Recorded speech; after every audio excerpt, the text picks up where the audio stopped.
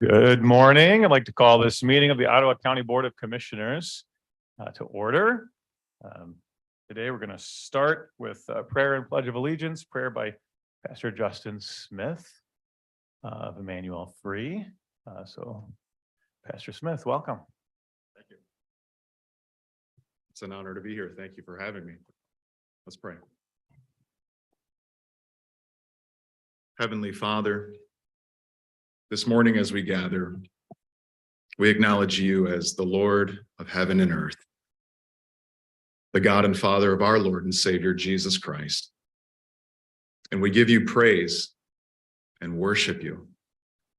Today, Father, we thank you that we have the government that we have, that in this nation we can come and participate, that we have the freedom to come and to speak our minds, to speak our opinions. And as we gather here today, God, I pray that you give wisdom to each person. We thank you for those who are dedicated to serving the public, who are in the positions they are in here today. May you bless them and guide them. May wisdom rise to the surface in this meeting today. We thank you for all the citizens that are here today, Lord, who are ready to engage with the issues, who are ready to engage with the commissioners. And we just pray, Father, that the comments, that all the participation, that all that is done, all that's on the agenda, Father, that you would lead and guide, Father, that what is right and what is good for this county would prevail. So we just lift these things before you, trusting that your purposes stand firm in the heavens above and here on the earth below. And through Jesus Christ, we pray this morning. Amen. Amen. All right, we can please stand for the pledge.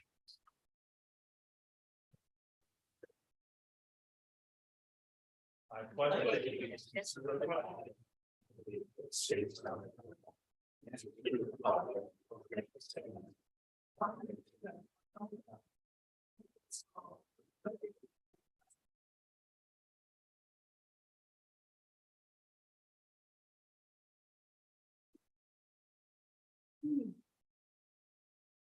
all right, the clerk, please call the roll. Yes, sir. Ms. Cosby. Present. Mrs. Ebel. Here. Mr. Zylstra. Here. Mr. Bonema. Here. Mr. Moss. Here. Mr. Terpstra. Here. Mrs. Curran. Here. Mrs. Rhodey. Here. Mr. Belknap. Here. Mr. Bergman. Here. And Mrs. Miedema. Here. Mr. Chair, we have a quorum. All right, thank you. Next item on our agenda for today is public comment. Public comment gives citizens a chance to come and speak to the board for 3 minutes. So are there people signed up today? Yes, sir. All right, let's go. First public comment is Michael Kuras, Spring Lake Township. Good morning, commissioners. Mike Kuras, Spring Lake Township. I'm here really for two reasons. The first is to renew my request that in your minutes that you record not just who addresses you and where they live, but also the subject that they bring to your attention. You've already taken a major step forward in that direction by asking us who want to address you to identify ourselves and say where we live on a small form. I think it would be a small step to ask us to identify the subject that we wish to bring to your attention. The other thing that I'd like to speak briefly about is my gratitude that you have altered your schedule so that you meet in the mornings and in the evenings instead of just a single time. I believe that that creates a greater connection between you and the larger community. In that spirit, I would ask you to also consider varying occasionally the venue that you use for these meetings. Not everybody has the ability to travel 10, 15, 20 miles to be here. Shortening that distance for some, on some occasions, I think would go a long way in furthering your agenda to increase that contact. Thank you very much. Thank you. Public comment number 2 is Robert Collins from Spring Lake Village.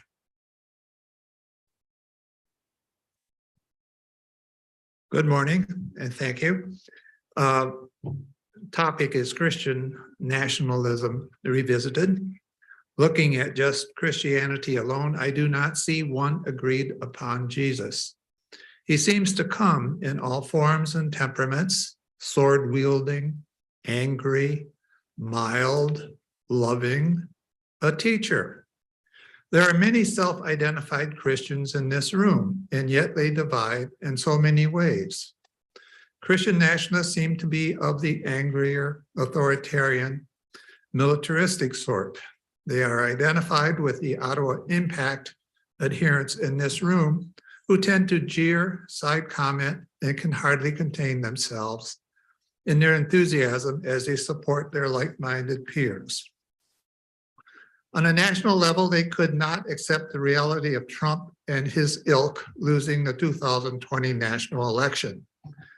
They share many of the characteristics of the Germans who lost World War I and were burdened with debts and resentment, and so were vulnerable to the takeover by Adolf Hitler and his followers.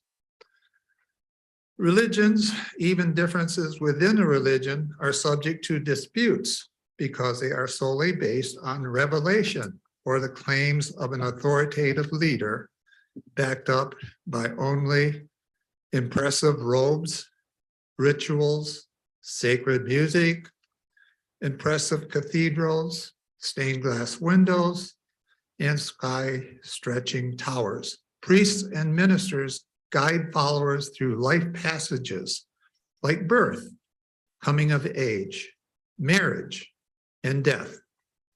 They even reach into our afterlives, promising heaven or threatening burning in hell forever.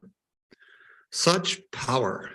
My priest in Davison had a powerful hold on me until I started at the University of Michigan.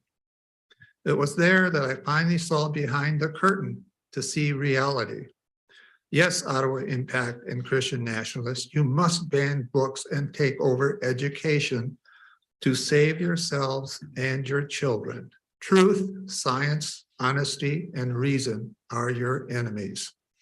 I fly the American flag daily at my home. I served in the U.S. Army. I am a liberal, progressive, and educated patriot. Thank you for waking me up. Thank you. Public comment number 3 is Bruce Greenlee from Park Township.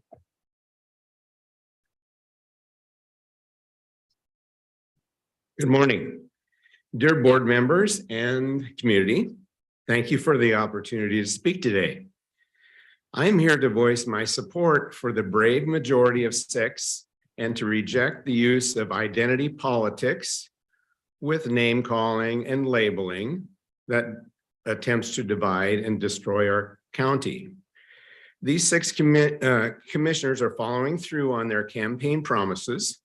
So why are they being labeled Christian nationalists? By the Holland Sentinel, Politico, MSNBC, and the gentleman before me, when they are simply Americans that are committed to upholding the Declaration of Independence, the US Constitution, and the Bill of Rights. Why? Because cultural Marxism is the Trojan horse for the globalists that want to destroy America. A free, united, and strong America is their biggest threat to ushering in the New World Order, which they seek to control. In order to foment chaos and division, cultural Marxists use identity politics and labeling to arrange Americans by group identities and then rank them by how much oppression they are alleged to have experienced at the hands of the ruling class. But though these 6 Christian commissioners are viciously accused of being oppressors, Christianity has been the single greatest liberator of slaves and truly oppressed women in every epoch of world history. As a county, we should reject cultural Marxism and reaffirm our Christian faith in the fundamental equal right of every individual to life, liberty, and the pursuit of happiness. These so-called media organizations I mentioned above are attacking our commissioners because they affirm the Constitution as written and will not place demands on citizens outside of the U.S. Constitution and Michigan law. They support the principle of equality proclaimed in the Declaration of Independence, which is fundamentally incompatible with identity politics. I invite all of us to revive these common ideals, to come together as simply Americans and Ottawa County citizens, and to join the six in doing what is right instead of driving a deeper wedge into our county. Thank you for your time. Thank you. Public comment number 4 is Stephen Rockman from Grand Haven Township.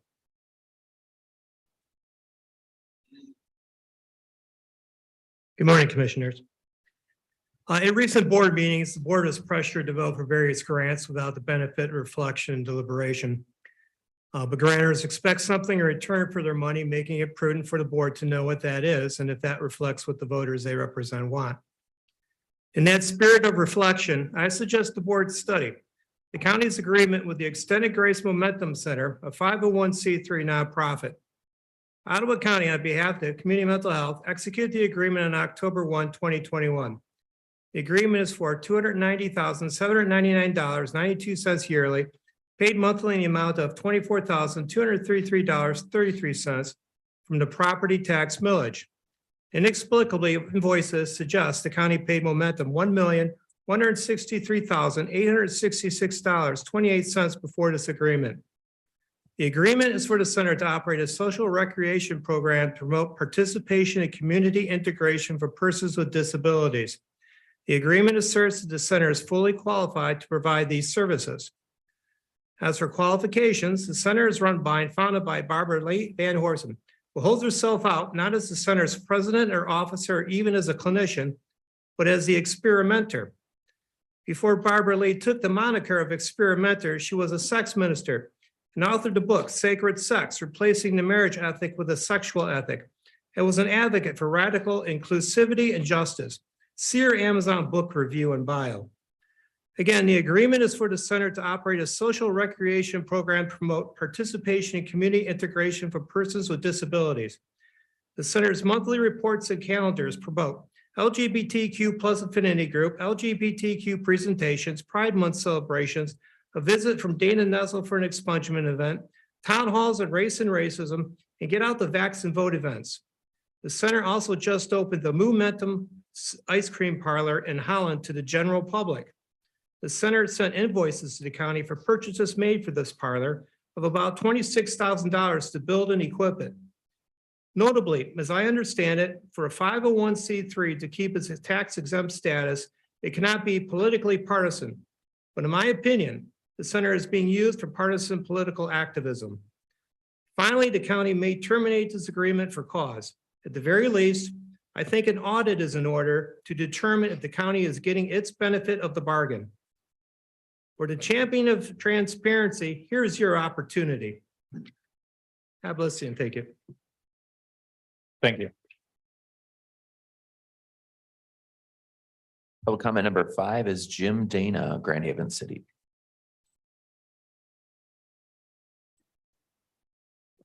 Good morning. I live in Grand Haven and I'm here to talk about Women's History Month today. Before I do, however, I just want to say that I support Adeline Hambly and the Public Health Department employees and hope you will restore her to the position which the previous board clearly intended her to be in. Now to my topic. Last Wednesday, March 8th, was International Women's Day. Here in the US, since 1987, when President Ronald Reagan proclaimed it so, we've celebrated March as Women's History Month. While the status and rights of women have improved significantly in the US over women in other places, I'd like to remind you that for over 60% of our history as a nation, women were denied the right to vote. There's still a lot of work to be done, and for that reason, I hope that the Ottawa County Commission will adopt a resolution proclaiming March Women's History Month. I've drafted such a proclamation. I've given copies of it to my commissioner, Roger Bergman, and I hope you will adopt it. In my remaining time, I'd like to read a few of the whereases. I can't read it all, but it's not really, it's one page long. So proclamation, Women's History Month, March 2023. Whereas American women of every race, demographic, and ethnic background have made historic contributions to the growth, advancement, and strength of our nation, the state of Michigan, and all of Ottawa County in countless ways, both recorded and unrecorded. And whereas American women have played and continue to play a critical economic, cultural, and social role in every sphere of the life of our nation, and they have played a unique role throughout American and world history, from the early days of the American Revolution to their own continuing campaigns for equality around the globe. And whereas American women served as early leaders in the forefront of every major movement for social change in this nation's history, and were particularly important in the establishment of early charitable, philanthropic, and cultural institutions in our nation. And whereas American women of every race, demographic, and ethnic background have served our country courageously in the military and as national and world leaders struggling to secure not only their rights for equal opportunity, but also the causes of other oppressed people. And I'll skip a few then and go down to the bottom. Now, therefore, be it resolved by the Ottawa County Board of County Commissioners that March 2023 be proclaimed Women's History Month. And I'll just stop it at that point because my time is about over, but thank you for your time. I have a Thank you. copy for the clerk if he'd like one. And for the media, too. Next public comment, number 6 is Dan Zimmer from Port Sheldon Township.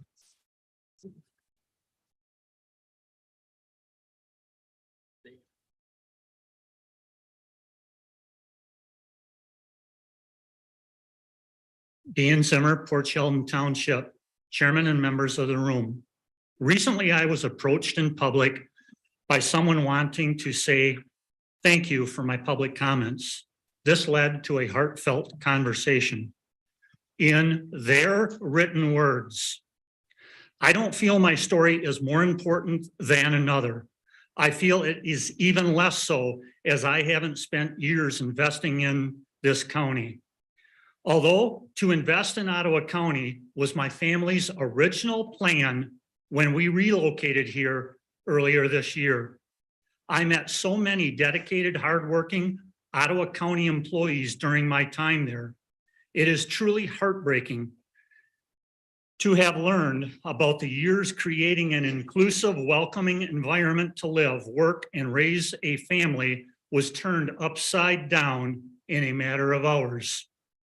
I witnessed the elimination of the Diversity, Equity, and Inclusion Office, the firing of all its employees, the ousting of the current county administrator, and every effort to dismantle the health department with complete disregard.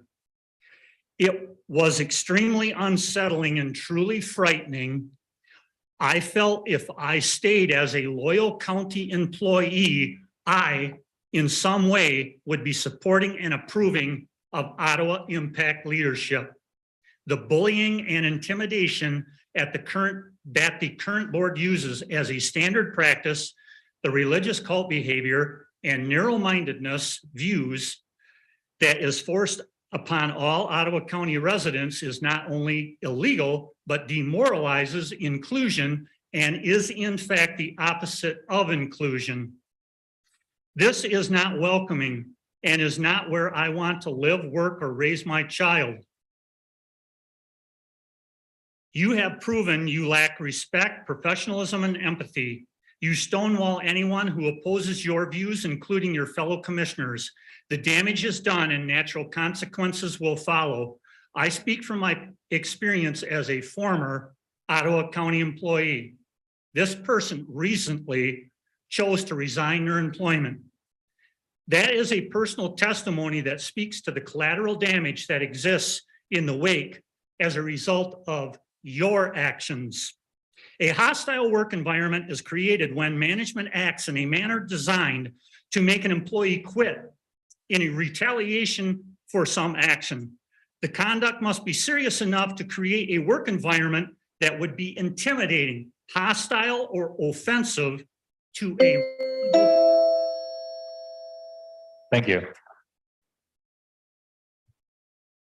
Public comment number 7 is Pat Smith from Grand Haven Township.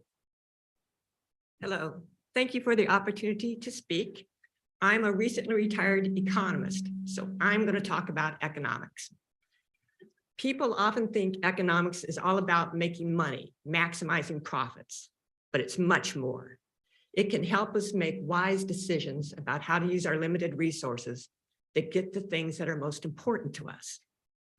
I miss doing research, and I'm looking for ways to contribute my skills to the community. So if the board or any member of the board would like a free research assistant, please contact me. I'll leave my resume here. Now, what can economists say about 2 items on the agenda of interest? The community mental health grant and the proposal to create a senior executive aide. Now, in securing the mental health grant, the writers had to establish and did establish the demand for services and the benefits that would come from increased mental health support. Right? The grant makes the cost to the county of these additional positions quite low. So it seems to me the cost benefit analysis is clearly in favor of approving the grant to provide these additional services. Next, the proposal for the senior executive aide is less clear to me. Public choice economists warn us that we should be cautious because individuals are self-interested. And in the case of bureaucrats, that means they will often ask for changes that increase their personal power or prestige or make their job more pleasant. Right? Now, the administrator's office currently employs a deputy, an executive assistant, a secretary, and a communications manager. And this sounds like a lot of support, but maybe it isn't, right? So let's go to the justification, which I found to be rather short and vague.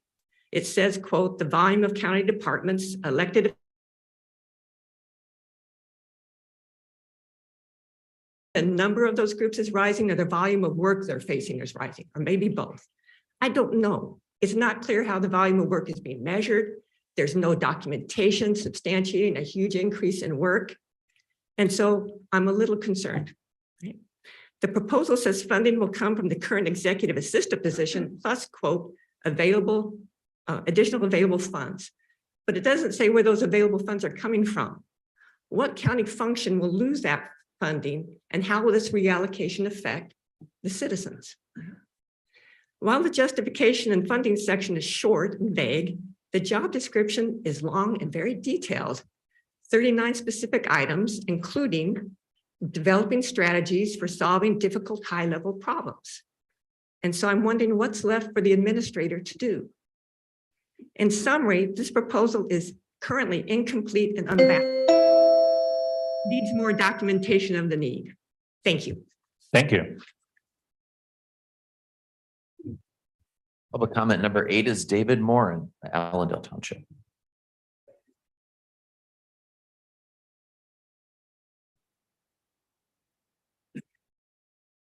Good morning. First, I'd like to start out by saying I agree with Mr. Karakis. It is beneficial to put in the subject matter of why public comments are taken. And also, I would say a brief description of where or what they had to say. For example, mine would be words matter. Words matter, whether they're written, spoken in public, or spoken to your kids, pledges that are made, pledges that are found to be repulsive. I don't understand a few things. Words matter with motions that are made, with resolutions that are written, because they dictate where you go in the future. Most people do not understand the process of how a board works and what a motion is and what a resolution is. My experience has been that when a resolution is prepared prior to a meeting, the individual on the board would actually read the resolution to make sure that the wording matched what his motion was. And the reason for that is if this board had a pool and they wanted to fill that pool with water from Lake Michigan, and you made the motion, let's fill that pool with water from Lake Michigan. Maybe it's one time, maybe it's for the next 10 years. It doesn't all of a sudden become, Let's sell all the water out of Lake Michigan.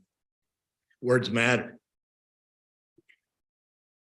I find what happened at the end of the last administration or board members repulsive and disgusting, but I already knew the caliber of people I was dealing with. And I know what they set up and tried to set up. And again, I say it's repulsive. Most people don't understand what inflation is. And inflation is when you dump millions and millions of dollars into an economy local that has no sustainability to maintain those millions and millions of dollars coming in. So when the previous board approved all this money that Mr. Shea talked about in his newsletter and all the things they were giving the money to, they're building them up for a false pretense of where they're going to end up being, which causes everything in this community to cost more. There's a lesson to be learned there when you're spending money for the people. It's not just a free thing and that, oh, well, we don't have to worry about it tomorrow. Next, I would say this. The judicial system is lacking here. When a farmer has violated his rights to have crops that aren't destroyed by neighborhoods, and the money that is obtained in that whole process goes to the towing company, it's kind of lacking. And then we're, thank you. Thank you. Public comment number 9 is Jen Amo from Kent County.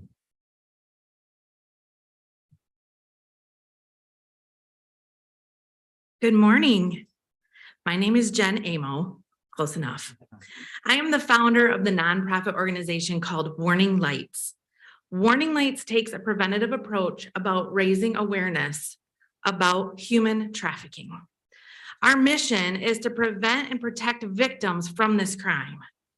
The U.S. Department of Homeland Security confirms that human trafficking is the second largest organized crime and the fastest growing. The Federal Human Trafficking Report confirms that over 50% of human trafficking victims are minors. Michigan has hundreds of cases identified each year. Our objective is to offer protection and increase prevention and awareness here in Ottawa County. Warning Lights has been on the front lines of this crime for 10 years, and we fight to protect all. But our mission is to primarily protect kids, teens, and college students. We want them all to be able to recognize the warning lights of human trafficking when they see them. We are so honored to name Jenison High School as the first school to add our program to their health and PE curriculum. We have been going in every semester and educating their students on the lures and signs of this crime for the past 9 years. They can testify to how this crime is happening here in Ottawa County and just how vital it is to take action against it. They have seen students set free from the lures of these predators because they allowed us to arm them with the knowledge they needed to recognize the danger and have a resource to get help. As a community, it is so essential that we raise awareness in our schools, businesses, churches, and homes. It's so necessary for everyone from law enforcement to the newly moved in resident to be able to recognize the signs of this crime. This crime, it's not slowing down. It's up to us to fight back and to stand up for what is right. Today, we ask you to consider fighting this crime by taking intentional action to raise awareness and protect the citizens of Ottawa County from kids to adults. Ottawa County can take action by adding signage in all of your public restrooms. You can host community trainings and awareness events. You can require human trafficking education in schools. I know Warning Lights would be all about helping you with that. You can ensure that the sheriff and his team are adequately trained. You can raise awareness through your social media channels. You can include information on the health department website or other county sites. You can train those employed to work in Ottawa County tourism and events. The list could go on and on. Thank you for your time. Thank you.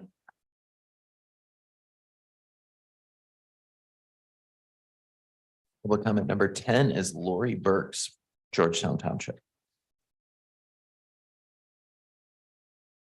Thank you, Board of Commissioners, for fulfilling your campaign promises. I support the changes made, including the hiring of the Common Legal Group and John Gibbs. These and the other actions you took upon your entry into office should not blindside anyone, since you were transparent about your intentions throughout your campaigns. As concluded in a Simply American article, the fact that a number of changes were so quickly made by the Board of Commissioners at the beginning of your term in office is not unusual when compared to other administrations. The article states the following. After being sworn in, President Biden on day one signed not one, not two, not three, but 17 executive orders. Some of Biden's orders included forcing mask wearing in federal buildings, revoking the construction permit for the Keystone Pipeline, dissolution of the President's Advisory 1776 Commission, and a halt to construction of the border wall, among others. On a more local level, upon taking office in January of 2019, Gretchen Whitmer signed 10 executive directives within her first 2 weeks. From the linked article, her activity was described as Whitmer's executive directives so far reflect priorities she laid out on the campaign trail. This is exactly what the new county commissioners did, only through the deliberative process rather than by executive fiat. I appreciate the perspective of the Simply American article. It's a fresh perspective in contrast to much of mainstream media, including the Holland Sentinel, which is far left reporting, in my opinion. Clearly, much of the angst related to these abrupt changes is not due to the timing of the changes, but because the actions taken by the Board of Commissioners does not line up with the moral compass of a group of individuals. One thing I would like to say to the county commissioners responsible for these changes is congratulations. The Bible says the godly in Christ Jesus will be persecuted. And I'm actually a little more concerned about those of us who aren't persecuted. And if you weren't persecuted in the times we're living in and in the culture that we're in right now, to me, that would say that you are a little too politically correct to be effective in making a difference in Ottawa County and making the changes that are needed. So I thank you again for your courage and boldness. I'm praying for you, and you have many who stand with you. Thank you. Thank you. Public comment number 11 is Donna Mooney from Georgetown Township. Good morning, Commissioners. Donna Mooney, Georgetown Township. I'd like to express my continued support for the new Board of Commissioners, minus Jacob Bonema, my continued support for John Gibbs and the Coleman Group, and my support of a constitutionally minded and common sense health director. Speaking of transparency, I knew last summer that Ottawa Impact was interested in Nate Kelly to fill the position of health director. And throughout their campaigns, the new commissioners were clear in their intent to replace the health director, which those of us who voted for them support. The previous Board of Commissioners underhandedly and spitefully filled that position on December 13th, knowing that the new Board of Commissioners were planning to hire a new health director. I had zero respect for the decisions of the previous board then, and I have even less respect for them now. That's why they were replaced. Moving on, I'd like to speak about the importance of the First Amendment and everyone's right to speak freely. Some people don't like me speaking at these meetings. Some folks are offended by what I have to say and would like to see me silenced and my First Amendment right to speech, free speech violated. The irony is that these same people would have no problem with me speaking if I were speaking about subjects or issues they approve of. Some people have so little value or understanding of their own rights that they feel they have the right to squash the rights of others. I stand here today to speak out for all people, whether they agree with me or not, and I intend to continue standing up for what I believe is right. I respectfully ask the board to create a program offering Constitution classes to help educate our community on the rights that we all enjoy due to the sacrifices made by so many. Today, it's my speech being silenced. Tomorrow, it's the speech of those who oppose me. And once those rights are gone, we will never get them back. I may not like what you have to say, but I'll defend your right to say it. The irony is clearly lost on those who come in here and call the new board, and by extension, those of us who support them, fascists and other nasty names, while out of the other side of their mouths, they demand compliance and control over those of us they disagree with. We don't wish to make your health decisions for you or demand that you lose your job or livelihood for non-compliance. We aren't harassing you, calling your employer, or trying to find out where you go to church. Those engaging in this behavior are a sad testament to the level of manipulation, brainwashing, and projection that has afflicted the population by way of a dangerous ideology. So where do we go from here when neither side trusts the other? Do we continue to fight amongst ourselves and go down divided? Or do we find a way to stand together and unite against the forces that love nothing more than seeing us fight against each other? At what point do people start to realize the trajectory of our country and start fighting back against the loss of rights, against the loss of our freedom, and against the loss of a country? Thank you. Thank you.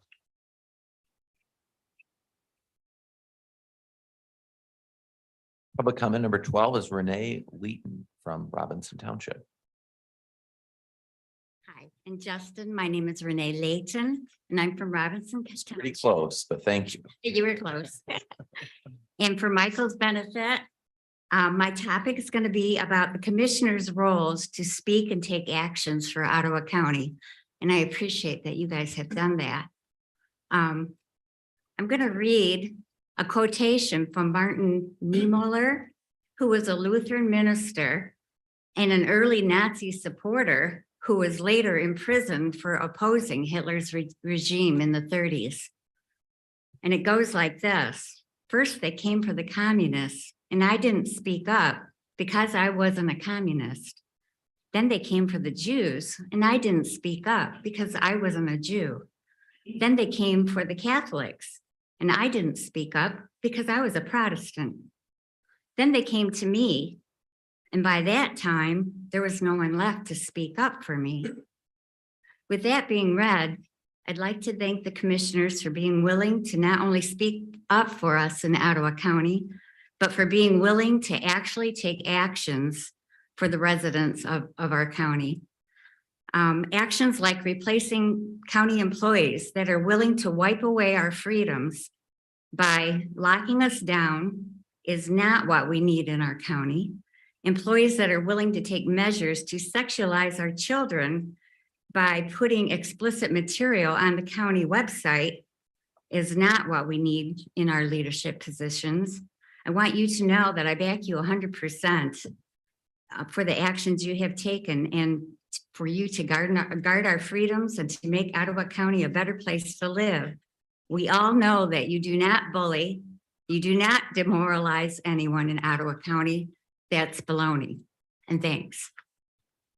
Thank you.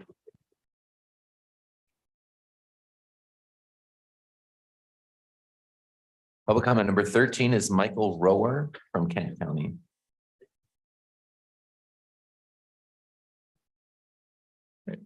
Good morning. I'm Michael Rohr, and I would, while I sleep in Kent County, my wife can attest that I spend the majority of my waking hours in Ottawa County, where I serve as the Assistant Superintendent for the Ottawa Area Intermediate School District with oversight responsibilities of our Innovation, Technology, Information, and Security Services Division.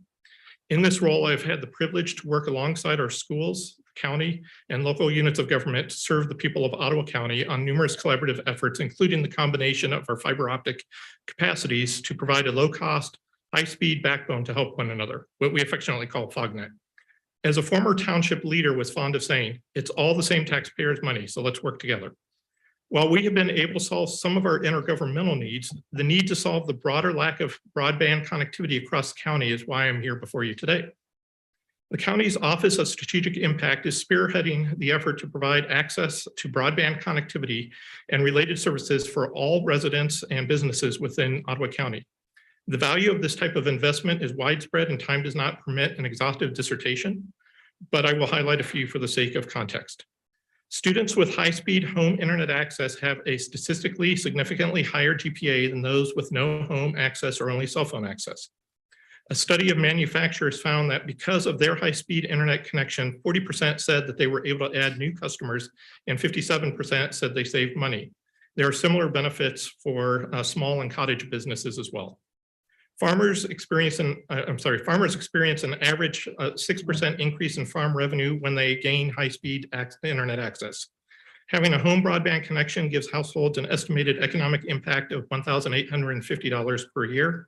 And of course, access to telemedicine can reduce overall healthcare costs, but only if you have enough bandwidth to take advantage of it. I might also add that it's also really convenient for workers, parents, and others with busy schedules. The goal is to develop a public-private partnership to create an open middle mile network, which serves the interests of the people of Ottawa County by providing a common pathway that allows for multiple internet service providers to offer services rather than creating an exclusive monopoly. As it relates to lowering technology costs, competition is the name of the game. At 4 p.m. today, the deadline for applying to a competitive grant program expires.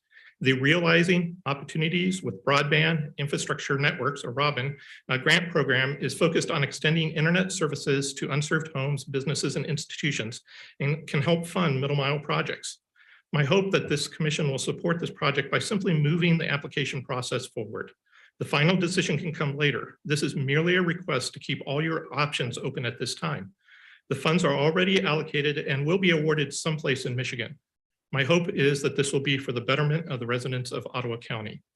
Thank you, and I'm more than willing to converse on this more where time or a different forum exists. Thank you. Public comment number 14 is Cindy Corneli, Talmadge Township.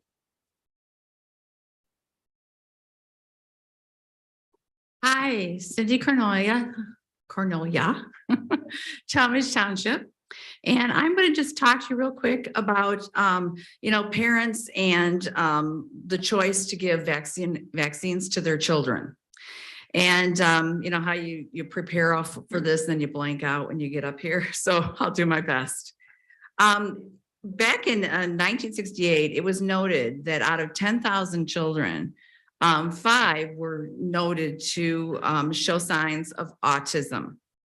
Then in 1995, that changed to be 1 in 500 children. Now you kind of start to wonder what is going on. And one of the things back in 1962, yes, when I was born, we were given 5 different vaccines before we were 18. By 1983, it was changed to 22.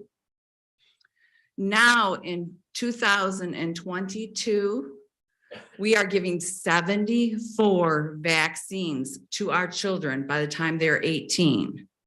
With that, we find that by the time a child is 6 months old, a baby, we are giving them 29 vaccines, 37 by 12 months. 41 by 18 months, okay? Some of these vaccines contain formaldehyde, aluminum, potassium phosphate, sodium phosphate, and sorbitol. Some of those are for fertilizers, pesticides, and to preserve dead bodies. Why would we put that in our children? And so in the CDC started tracking in 2020, at least what I can find. And it was 1 in 150 children who start showing signs of autism. Today, or in 2018, when the last time I could see they tracked it, 1 in 44, okay? Out of all of those that have children here, one of you are probably grandchildren, whatever, have children that have been injured, okay? So why are we doing this to our kids? And so we need to support parents who make a decision not to put this stuff in our children. And we need to ask questions to who makes these decisions of who gets these.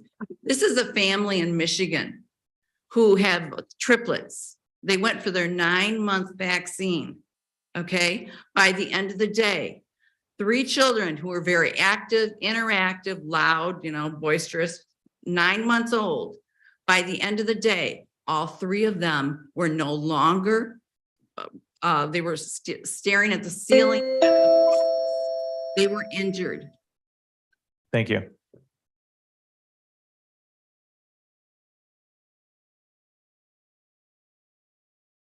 Public comment number 15 is Derek Mullenberg, Holland Township. Exactly correct. I'm impressed. It's a Dutch name, so I guess it shouldn't be too impressed, but I'm going to talk a little bit about Derek Mullenberg, Holland Township, talk a little bit about procurement processes and hiring. In my career, I've worked for the federal government. I've worked for large public and small private companies. In my experience, when you're working in a business, running a business, your ultimate goal is to procure the best quality services and employees for the lowest cost, right? That makes everybody happy. Every business I've worked with has purchasing guidelines, HR procedures, things to follow to help you toward that goal. In the past, Ottawa County's hired employees the same way. Create a job description, solicit internal and external candidates, interview them, and select the most qualified candidate within that salary requirement for the position. I've seen the new board take keen interest in any new budget line items, and I hope to see this same level of interest applied to the additional $37,000 requested on this upgraded position Mr. Gibbs is requesting, given that the prior administrator was able to function with a lower budget. Typical candidates for roles within the administrator's office would be those with experience in public or business administration and related fields. It's interesting to me that the required skill set posted for this job seems heavily focused on someone from the private sector with an engineering background and an MBA. It feels like this posting may have been tailored to fit a targeted hire at the expense of public benefit. As a citizen of Ottawa County, I expect the same processes used in the private sector for hiring to be followed in the public sector, as ultimately, these are our tax dollars at work. I urge the commission to follow these common sense guidelines when backfilling this open aid position, ideally with a resident of Ottawa County.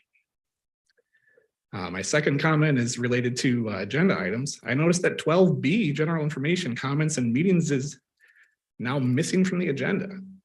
As elected officials, I feel you all should have the ability to comment, much as I do as a member of the public.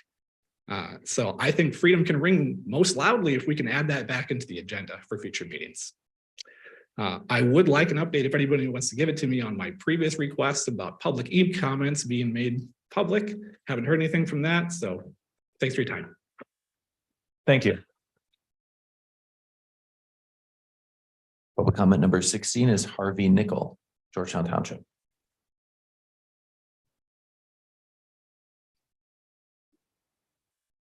Thank you. My name is Harvey Nickel from Jenison.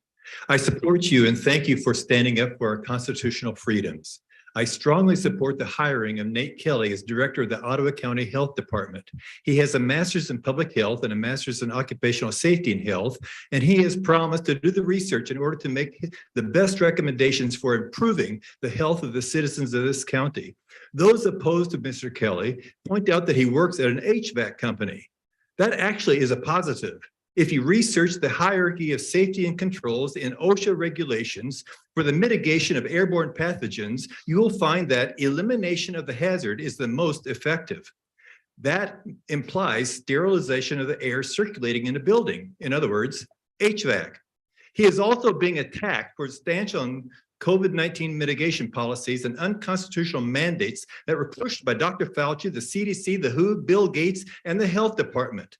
None of these mandates had anything to do with improving our health, but had everything to do with making huge profits for the ultra-rich globalists. When President Eisenhower left office, he warned us of the military-industrial complex. That control structure has now become the military, big pharma, industrial, censorship complex. Mr. Kelly's stance on masks and testing and treatments is actually following the true science, which is opposite the narrative that we've heard in the media for 3 years. That is because everything that we have been told about the pandemic has been lies in order to control us and to instill fear in us so that everyone would take and accept the vaccine or the COVID shots.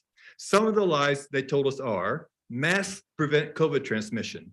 Lockdowns, closing schools and businesses, confining people to their homes, stopping non-COVID medical care, eliminating travel will stop and eliminate the virus.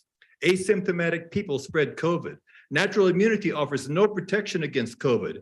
HCQ and ivermectin are not effective in treating COVID. Hospital patients with COVID must be given remdesivir in order to survive. The vaccines are the only cure for COVID. The vaccines are safe and effective. COVID is known to be of natural origin, and claiming that it originated from the Wuhan lab is a conspiracy theory. Public health officials and the media actively propagated these lies that ruined lives, destroyed businesses, and actually caused more deaths than COVID did. Many doctors have saved thousands of lives using HCQ and ivermectin, but they all have been censored by the media and big tech. Thousands of doctors and scientists have been speaking out against the untested COVID shots that have caused more deaths than all other vaccines for the past 30 years, and they have also been censored by the media and big tech. Mainstream media refuses to investigate the actual cause of all the healthy people who are dying suddenly. And no, their deaths are not due to climate change. Thank you. Public comment number 17 is Cindy Veldheer de Young, City of Holland. Good morning, Cindy Veldheer de Young, City of Holland. I want to talk about the parks and about the health department. Because the Ottawa County Parks report is on the agenda today, this is a great opportunity to tell you how much I appreciate our county parks. They're well maintained. They are excellent programs to help us appreciate birds and plants, to learn about the environmental aspects of our geography and geology. What I appreciate most, though, is what my dog Dexter would really like to tell you for himself. I suspect he would not be welcome to offer his public comments. Dexter is a Brittany Spaniel. He absolutely loves the open space parks. Even when his human thinks that the sandy open space parks are ways to avoid mud, Dexter finds mud. He finds disgusting things to roll around in. He checks all the spots that dogs need to investigate. Dexter loves the freedom of running and sniffing and snouting and scouting in our parks. And by the way, Dexter is licensed in Ottawa County. He's also vaccinated. When we encounter other dogs in those parks, we really hope they're vaccinated too, because he and his humans don't want him to get sick. Be like Dexter. This makes me think also of how I much appreciate the Ottawa County Health Department. Their job is to make sure we're vaccinated, among other things that they do to promote health and the public well-being. I've seen some health department staff up close in a task force that I've been privileged to serve on. I'm deeply impressed with their competence, productivity, and intense desire to serve well the people of this county. I'm saddened to say, though, that instead of spending most of their energy on watching out for everyone who belongs to Ottawa County, especially for the ones most at risk, they themselves feel at risk for their jobs. This is most unfortunate. Their pursuit of the well-being of all of us has been hijacked by some who are offended by basic values of public health. This hinders the greater freedom we all hope to enjoy. I would like the Board of Commissioners to trust the health department employees to do their jobs well. I'd love for them to freely enjoy what they're doing on our behalf, keeping us healthy. Please support Adeline Hambley and all the staff who work for us to thrive. Dexter would say that freely doing their jobs with joy is the best of all. For the moment, though, Dexter and I want you to know we appreciate the Ottawa County Health Department and the. Thank you. Public comment number 18 is Gail Roloffs, Allendale Township.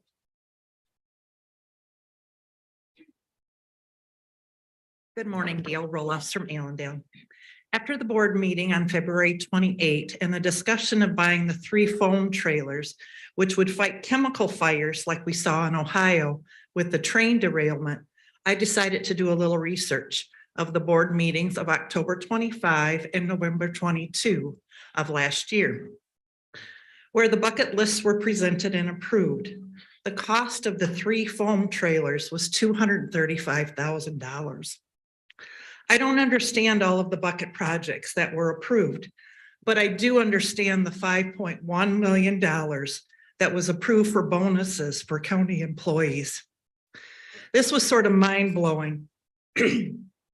As county employees received a 2% increase to their base pay in January of 22, another 2% in April of 22, and now received another 2% increase in January of 23. Also in April of last year, employees received a retention payment of $2,000 for full-time employees and prorated amounts for less than full-time. Then in November, the $5.1 million was approved, giving $5,000 to full-time employees and prorated amounts for others. Hokey toots, that's a lot of increases in bonuses in 1 year. I wonder how many of us non-county employees received that. I know I didn't. I worked for the post office as a rural carrier. In fact, I looked up our last contract, which gave rural carriers a 1.3% raise for each year, November 21, November 22, and now November 23, with absolutely no bonuses for working through the pandemic. And we worked hard because you all ordered everything online. The raises and bonuses show me that our former board was buying the loyalty of the county employees when they could have easily approved the $235,000 for the foam trailers that would benefit the entire county. I must commend Commissioner Terpstra and former commissioners Mecklenk, Garcia, and Dannenberg, who voted against the $5.1 million. And they said because that wasn't benefiting the entire county. I tell you all this so people open their eyes to what is happening. Our new commissioners campaigned to make changes, and they did. I applaud them. Our former board made some shady moves, especially since the ARPA funds didn't need to be allocated until December of 2024 and spent by December 2026. Let's all take a step back and allow our county. Thank you. Thank you.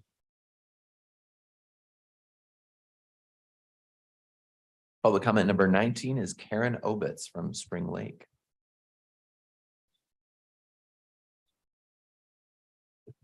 Good morning.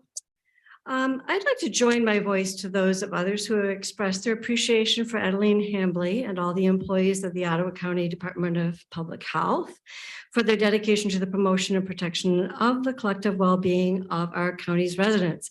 I just wish I had a more persuasive and enjoyable way of saying that than Dexter and his human. In the past few years, I know I've learned a lot more about the ways in which our public health department system in this country was designed to do the important role that only it can do for those of us who live in our various communities. And during the pandemic, I became even more appreciative of the fact that we had dedicated public health employees that were looking out for us to the best of their ability. And I would urge that the damage that was done over the politicization of COVID pandemic be put aside, and that we try to come together as a community to support those who are dedicated to serving us all to the best of their ability. And I ask this board to take the leadership role in that endeavor. I'm also going to speak today again about the need I think that we have too long waited for the approval of the authorization of the grant funding for the CMH positions. And I urge the board to act affirmatively on that today. And then just in view of the other comments that I've been privileged to hear today, I so appreciate being able to hear my fellow residents speak to the issues that matter to them. And so I am grateful for this time. And so I was very happy to hear a former speaker, one who just came up here a moment ago, to ask this board to consider adopting a resolution to declare March in Ottawa County as Women's History Month. And I thought that was especially appropriate because I heard another speaker speak to the value of remembering the Declaration of Independence, which, from what I understand of our history, declares that all men are created equal. And I know we hear that differently in our era, but that's not who they were really talking about the way we think of all men. They really did mean not just males, but they also meant white men. So we are committed, I think, as citizens to furthering the vision of what it really means for all of us to claim the rights and the freedoms that we covenant together to ensure for each other. And that is the spirit of the Declaration of Independence that I know I have tried to live with and that I wish to help lend my voice towards expanding even further. Thank you so much. Thank you. Public comment number 20 is Sheila Detloff, Holland Township. Morning, my name is Sheila Detloff and I live in Holland Township. I also want to add my voice to the people who are supporting Adeline Hambley this morning and all employees of the Ottawa County Department of Public Health. They have my full support now and in the future as well. Speaking of employees, any HR department, I think, will tell you that if you fire somebody and have to replace them with two people, you probably made a mistake. The last time that people were so eager to spend the money out of my pocket was when my kids were teenagers. Just because you hired somebody whose greatest claim to fame seems to be flipping a long time red area to blue, doesn't mean the answer is to spend more of your constituents' money to fix that. Thank you. Thank you.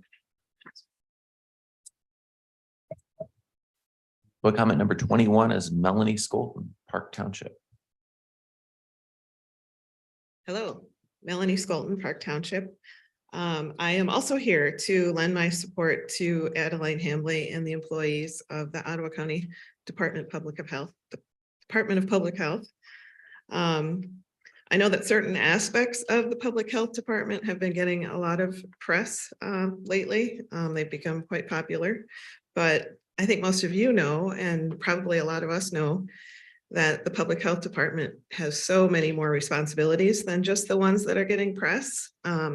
So I just would encourage anyone who is listening to go to the county public health website and spend some time just familiarizing yourself with what the county health department does. It is a wide range of responsibilities.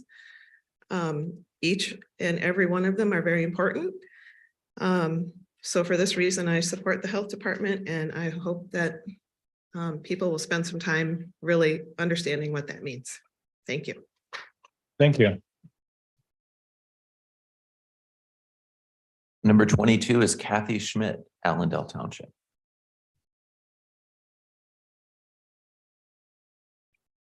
Hello, my name is Kathy Schmidt, a 28-year resident of Allendale, Michigan. I'm here also to express my appreciation for Adeline Hambley and all the employees of Ottawa County. They have my full support. Thank you. Thank you. Number 23 is Lisa Royce, Ferrisburg. Good morning. I am also here to give my support to Adeline Hambley and all of the Ottawa County Community Mental Health and Health Department. Being a former Ottawa County Community Mental Health worker back in the 90s, there's some great people in this community and they deserve all of our support. I'm glad that I live in the Grand Haven area now, seeing most of the inclusion part of Ottawa County is in Ferrisburg, Spring Lake, Grand Haven Township, Spring Lake Township. I think in the nice little snide comments in the room are really fun to hear.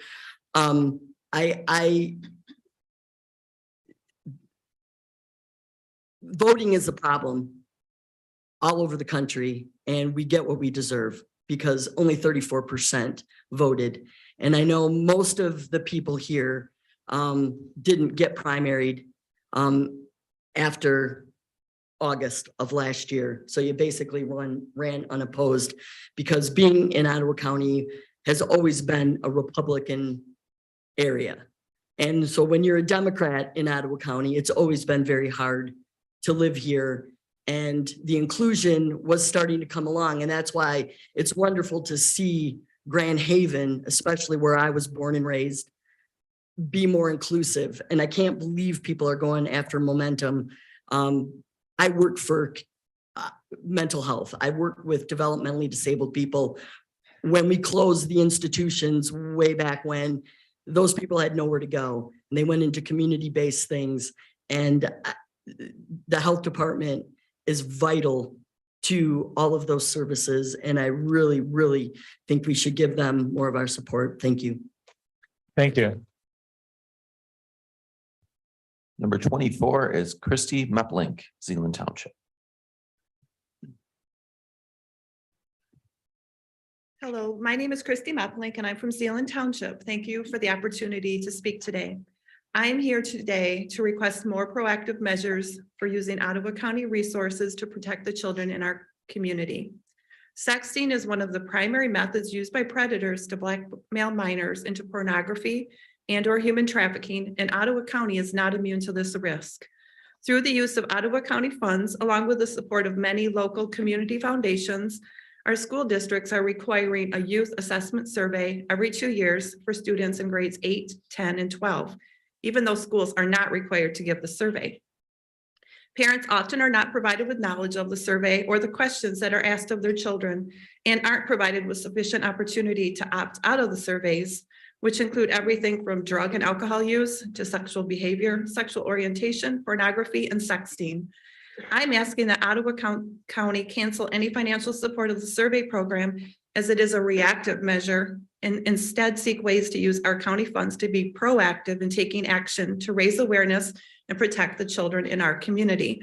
One option that was highlighted earlier was the Warning Lights nonprofit organization, which is a preventative approach that is being utilized nationwide. This organization is finding that students are interested in learning more about this crime.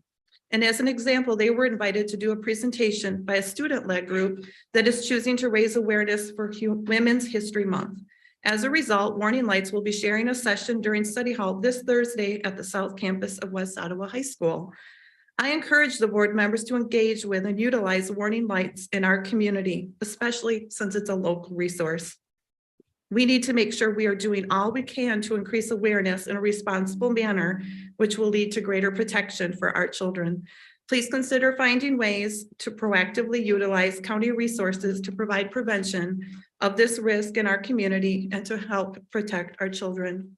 And as an added note, since I have time left, since it is Women's History Month, I just like to take appreciation for the women, especially the women of Ottawa County, that are stepping up and supporting our county and leading here as commissioners. Thank you. Thank you.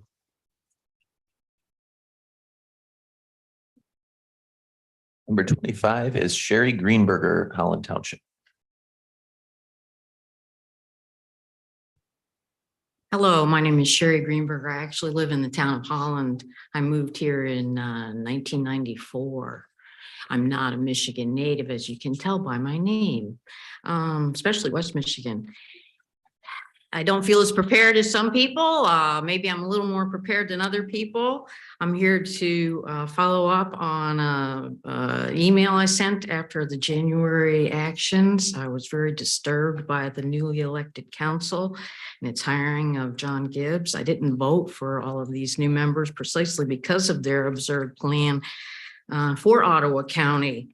I felt that the health department did a wonderful job during the COVID crisis when everyone was learning and trying to help with a new thing. Things change. Ottawa County has changed since I've been here. Some of the change has been for better. There's a wider variety of people here, a better selection of ethnic restaurants, more languages that you can see, and people of different places. Some of the change is kind of disturbing. When I moved here, it was a lot more rural. I drive by the same routes and I see these big developments.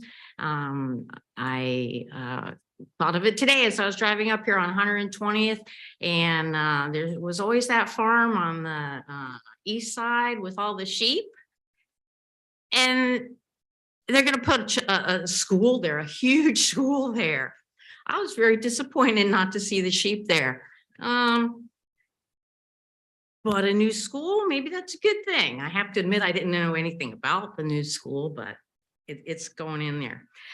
So things do change, sometimes for the better, sometimes for the worse. Unfortunately, I think this new commission is taking things towards the worst section. A diversity department is a good thing. Like I said, there's a lot of new people. Teaching people a full view of the past is necessary. There's many sides to all stories, and we didn't know about all of the bad and the good.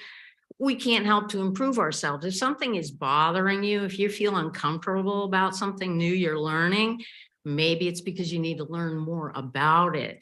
I'm going to take off of another lady that said, it's been interesting hearing all the little chit chat and people behind me and saying stuff about having respect or not having respect for things. You know who you are. I feel uncomfortable here because I run a small business. I'm a single operator and owner in this county. And I have to be careful about what I say and what I do. We all, now I'm going to forget the terminology, but we role play. And in all, Ottawa County has been a nice place to live and work, but I'm worried under your leadership, it's going to be a place I don't want to live. Thank you. Thank you. Number 26 is Rich Dossman, Wright Township. Good morning, Rich Dosman, Wright Township. You're going to hear a lot, and you have heard a lot of comments that are for and against, and it's the ones that are against what the commission has been doing that I understand can wear you down. So I'm just here to encourage you to stay true to the convictions that caused you to run for the positions that you were elected to. And I'm just adding my voice in support of what the commission has been doing. Thank you. Thank you. Number 27 is Megan Ryan, Holland Township.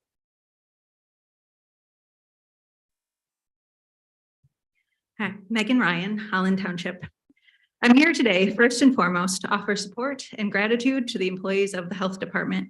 I want to say thank you to each and every one of them who has persevered through all the challenges of the COVID pandemic, both medical and cultural. Thank you for making the health of your neighbors your priority, despite receiving negativity in return. Thank you for taking good care of my kids when they have been in for school screenings and clinical services. Thank you for helping me get their records transferred from out of state and for doing restaurant inspections and foodborne illness investigations and all your other behind the scenes work. I want you to know that many residents support you and are grateful for your hard work. Please hang in there as best you can. I hope each commissioner will keep in mind that the health department's work goes far beyond COVID mitigation. If you keep subjecting the health department to witch hunts, good people will leave.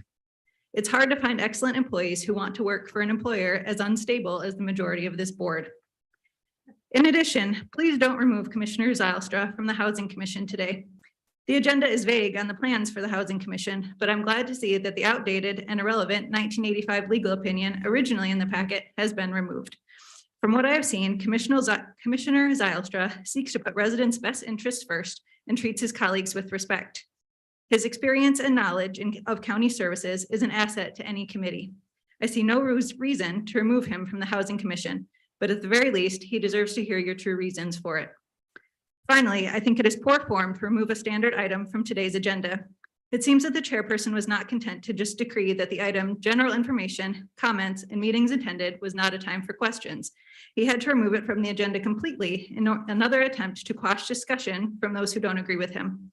These tactics have caused you to lose one member of your group, Mr. Chair, and I hope others are brave enough to leave Ottawa Impact too. Thank you. Thank you. Number 28 is Roberta Knott, Grand Haven Township. Hi, my name is Roberta Nata, and I'm from Grand Haven Township. It's all good. Number one, I did come here and I've never told any of the new commissioners how I am so grateful that you are serving us. I would like, you're right. Thank you. I would like to thank all of the new Ottawa County Commissioners along with John Gibbs. It is a breath of fresh air in our world of corruption. People who have gotten up to complain about the changes that took place on day one remain bitter. Why? There's more diversity on our board than ever before. John Gibbs, County Administration is awesome. DEI, that was quite a kicker. People were quite upset about that. Health and Human Service Director Adeline Hambley is maybe going to be replaced by Nate Kelly. In Greta Thunberg's words, how dare you? These commissioners worked hard for their elected positions. We, the people, spoke. These commissioners came in prepared. What is that old saying? By failing to prepare, you are preparing to fail. Well, the good old boys lost. Another old quote, opportunity does not waste time with those who are unprepared. Our new commissioners did not. Mr. Vanema, you rode the shirt tails of Ottawa Impact. Now he has cut himself loose. True colors came out. Don't know if he would have been rejected or reelected in his district without OI. In regards to vaccines, because that is truly my heartfelt issue. I would really like the two women that got up to speak in regards to the vaccines for age birth through 18, which is just awful. And then the other lady that came up and spoke about, what was it? The warning lights. Awesome. I'm so thankful for them. In regards to the vaccines, I would really like to know if Adeline has investigated into the side effects of these vaccine, the Pfizer vaccine documentation that hopefully she received the last time I spoke. And that was from April 2021. There's almost 12,000 vaccine side effects. And I would like to know who makes the money off the vaccines. I kind of already know, but I think Big Pharma is one of them. I have already learned that vaccines make buco bucks for doctors. You get a vaccine in the doctor's office. What I've heard is $400 they get. And if you reach a certain percentage of the patients, you also receive another bonus. Children receive up to 74 vaccines, as one of those ladies had talked about. Are they safe and effective? A lot of people have gotten sick after they've gotten the vaccines. Thank you. Thank you.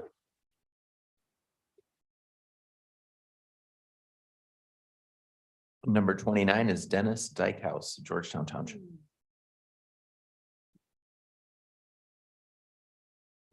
Good morning.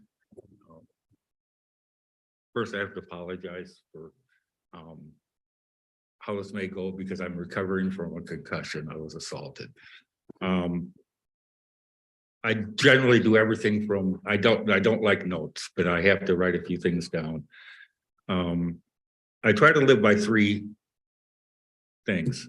If you always tell the truth, you never have to try to remember anything. I am not who I think I am who others think I am. And never be the smartest person in the room, never.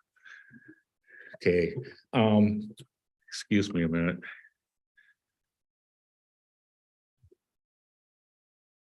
I don't know how many people have lived in Georgetown their whole life. I've lived here 70 years, except for the time that the governments have said, you got to go overseas or you got to do this or that. Every time I was able, I come back to Georgetown and my original house is still here. That's one topic. How am I doing on time? 47. A problem with politicians is it used to be a job and now it's a profession. You used to do it, do your good thing, and then you left and went back to what you did. It doesn't do that anymore. This is not a proper use of you guys' time or any of us. None of us want to be here, right? But you're never going to satisfy everybody. I mean, some people think this, some people think that. I just wish, oh, what else? Okay, if so many things in my head that are running through. If you blame someone for a problem, that means you don't have a solution.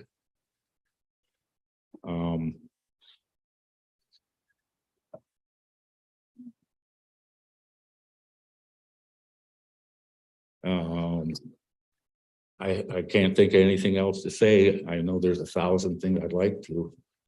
I hope you guys are doing a good job. I try to stay out of politics because I've been burned by it before.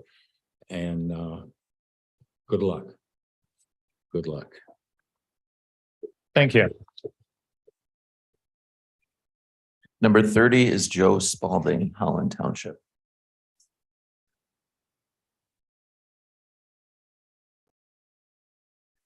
Howdy, my name is Joe Spalding. I'm from Holland Township. I got a few things to talk about. First off, vaccines don't cause autism. That's scientifically proven. It's weird to hear folks come up here and say a bunch of nonsense that sounds like a Twilight Zone episode, but vaccines do not cause autism. I would like the chair to enforce order in the room.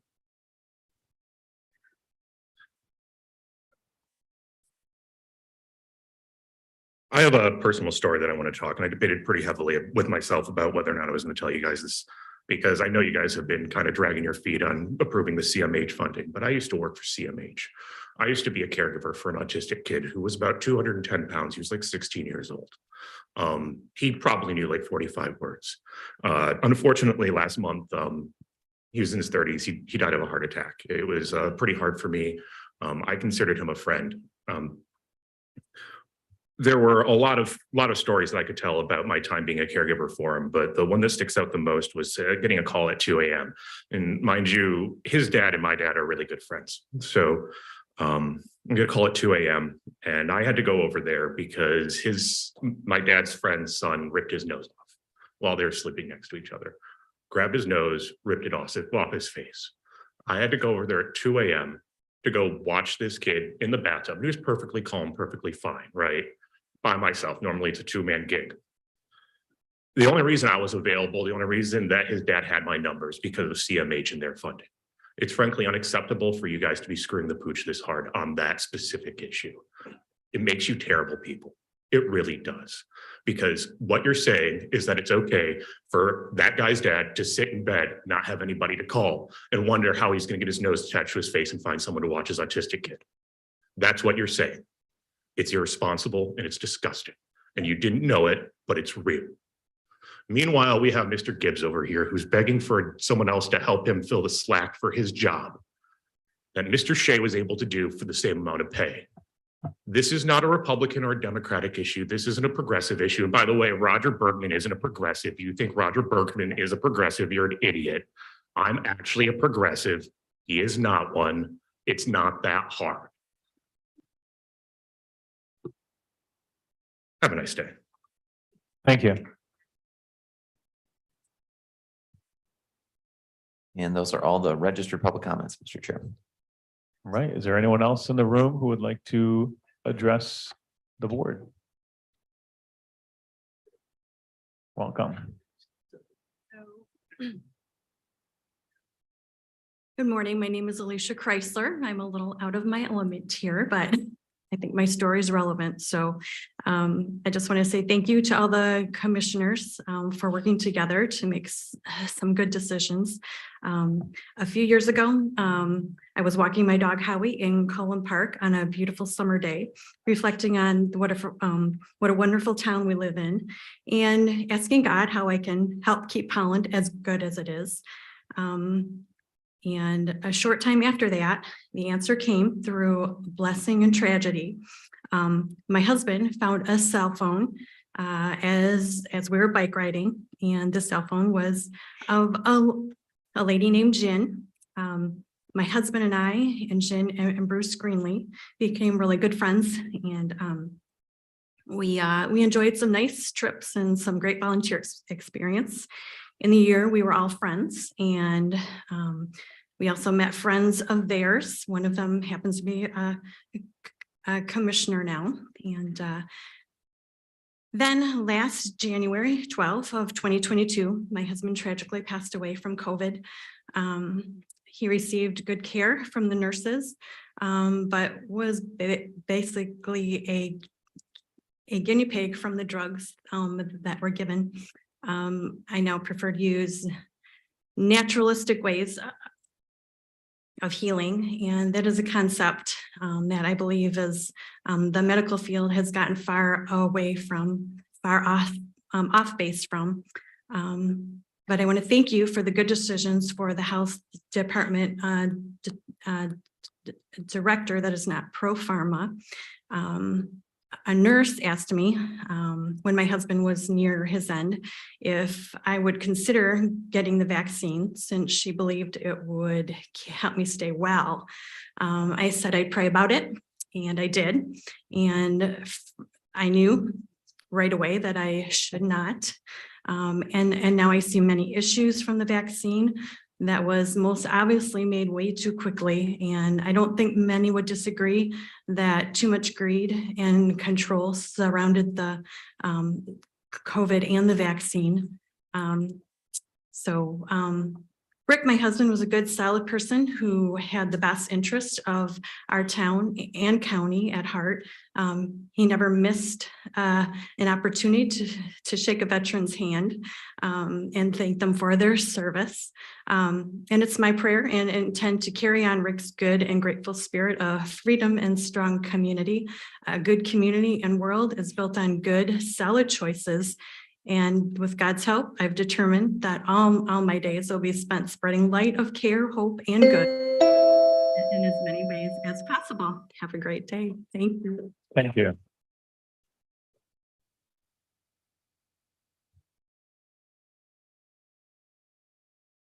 Good morning, Mr. Chairman and fellow commissioners. I'm Jim Kuiper from Holland Township. I came here today to listen. Didn't intend to speak, but I just want you to know how much we appreciate all of your efforts in listening to the various ideas that are promoted and proposed, and urge you to continue on the path in which you're directed. I believe that the majority of the people in Holland, in Ottawa County, will support your efforts. Thank you very much. Thank you. Anybody else? All right. Well, without objection, we'll take a 10-minute recess.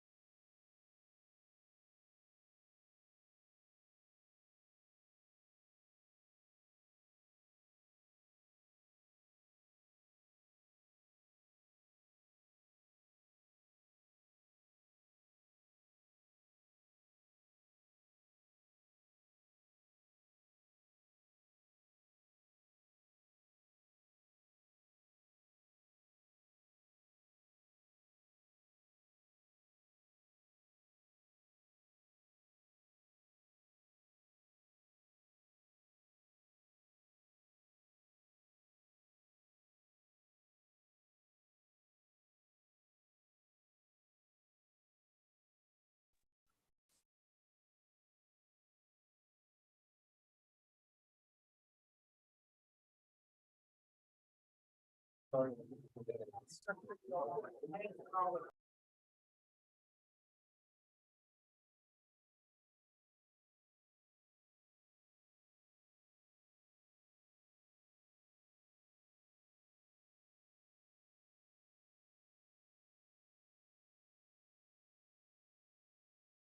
right. You have something here. It was getting bigger, but now. Okay. Better Call this meeting back to order. Thank you, everybody, for the recess. 10 minutes is usually, 13 or 14. Okay, next up for today, correspondence. We're going to add a B for a broadband update under correspondence, but we're going to start with Bob DeVries, who's here from GCSI. Welcome, Bob. Good morning, commissioners. My name is Bob DeVries. I work at GCSI, and we are your contracted advocates in Lansing. We've been working with the county for over 20 years, and though I haven't gotten to know most of you new commissioners yet, we look forward to continuing a relationship. As you guys, I'm sure have seen, Deputy Administrator passes out the legislative priorities for the county each month. Those are run through administration and then the Policy and Planning Committee before they're given to me to work on your behalf in Lansing. But this first quarter in Lansing has not been about local government stuff at all. It's been about the new Democratic majorities doing the things that they feel like they haven't been able to get done in the last 40 years. And so I'm sure you've seen in the news, but there's been major tax changes, pension tax repeal, earned income tax credit increases, debated. Right to work and prevailing wage repeals have gone through the House and are currently being debated in the Senate Labor Committee as we speak. There's been significant movement on gun control legislation, expansion of the LA Civil Rights Act to include LGBT populations. There's been a big move to what the presidential primary for the next presidential cycle is going to be. It's going to be moved up to February 27, which is something that the governor had asked for, but does not currently fall in line with what the RNC regulations state. And so it's going to create potential challenges for that on the Republican presidential primary side. And there's also been a budget presentation by the governor that takes it spends down most of the surplus that has been accrued over the last several years. And as of note for the county, it does include a 10% revenue sharing increase. There's been a lot of kind of process fights in Lansing, which are interesting to people like me who work in Lansing at a day-to-day basis, but probably aren't for everyone. But it's our hope that after the legislature takes their spring break in a couple of weeks, most of these controversial issues will have been moved off the table and we can get down to working on the issues that matter for Ottawa County through your Policy and Planning Committee. And so there are two so far that you have taken a position on. First one, it is starting to move slowly through the process, House Bill 4033, which would require the state to reimburse local governments when the governor calls a special election. This seems to happen every couple of years. It's been a while in Ottawa County, but whenever a legislator resigns or passes away in the middle of their in the middle of the session, the governor is able to call a special election at her discretion. And oftentimes when these don't land on normal election days, the county clerks, local clerks have to find a way to administer and fund the election. And so this change would require the state to reimburse for it. It has already moved through the House Elections Committee and is pending action on the House floor. The second item that you guys have taken a position on is a change in the road funding system that would require all registration fees paid when you go renew your tabs every year to stay in the county from which the vehicle is registered. This is less likely to move. It's a bill sponsored by a Republican in Macomb County. Macomb County has been pushing for this for a long time and has never really seemed to get a lot of traction. In addition to coming here once a quarter to tell you what's going on in Lansing, we do quarterly meetings with our legislators. The first one is going to happen next month. We'll have them all here at the county to meet with administration and talk through ongoing issues in the county, let the legislators update the county on what's going on in Lansing and help build some relationships there. We also do an annual legislative forum where we bring our legislators in and also invite local government officials from across the county to come in and meet with legislators, answer questions.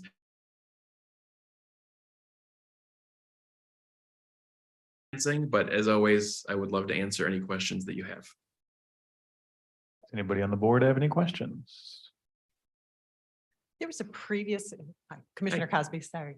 There was a previous bill, I think, offered on the floor regarding precinct delegate reduction. Yes. Yeah. Do you know anything about the status of that bill? It was introduced last term and vetoed by the governor, and it has not come back up this term. Great. Thank you. No problem. Anybody else? All right. Thank you, Bob. Thank you for your time. Really appreciate it. Thanks for being here. All right. Now, sounds like we have an urgent, semi-urgent matter to add in here for B in correspondence. We have Doug Weber from Urban Wireless and Noah Lissaris. I may be saying that correctly or maybe incorrectly, from 123net with an update regarding a grant opportunity that has, I believe, a deadline that's coming up pretty soon. Morning, Mr. Chairman, fellow board members. My name is Doug Weber. I'm with Urban Wireless Solutions. I am the consultant that was hired by the county over 3 years ago now to work with the county in developing a widespread broadband solution for Ottawa County. As you know, broadband has become quite the hot button topic over the last few years, seemed to rise to the urgent level during the pandemic with people working from home, school at home, healthcare, all that sort of just generally conducting business. It was recognized that Ottawa County had a lot of need to make sure that the residents of Ottawa County were fully served adequately with not only affordable broadband, but just broadband in general. The county conducted, we conducted a broad survey of people within the county to collect our own data to see where the needs were for broadband. We did that in conjunction with Merit Networks. And I should add that this has all been done working closely with Paul Sachs. And I want to give Paul a shout out here. This county is very fortunate to have someone like Paul Sachs in the position he's in, because if you want to call someone a cheerleader for their community, and maybe that's underselling him a little bit, but he works tirelessly for this county and he's passionate about this project. And I know he would like to be here today, but some unfortunate events happened that called him away. But he is, like I said, he is very passionate about this project, as am I. I want to see a positive result for the county. To give you a little background here, we worked hard to come up with a solution that would work well for the county. The original plan, I'm going to try and give you the Reader's Digest version of this. The original plan for this was for the county to own and operate a middle mile fiber network that it would then be able to lease out to certain ISPs that wanted to come and take part and provide their service in the county, things of that nature. But the other unique part of this was, as probably what many of you know, a lot of ISPs can't get to the rural areas, or they say they can't get to the rural areas because it's just not cost effective for get to the rural areas because there's not population density, the return on investment's not there. Whether you agree with that or not, that's the reality. So the other component to this plan that we developed was a fixed wireless solution in those areas of the county, which may not be quite as effective as fiber. Fiber is considered the gold standard for delivery of broadband, but fixed wireless is a means that could be delivered somewhat quickly and cost effectively. Plus the technology is always improving, so it can get better. But to make that part happen too, there also needs to be fiber in the ground for what they call the backhaul to the tower. So the towers can communicate back to their data centers and all that sort of thing. So we got to the point this past year of going out for what we call a high level design of the network. We engaged Fujitsu to help us with that high level design that made sure it served the entire county, including all the community anchor institutions, schools, hospitals, public safety facilities, all that sort of thing.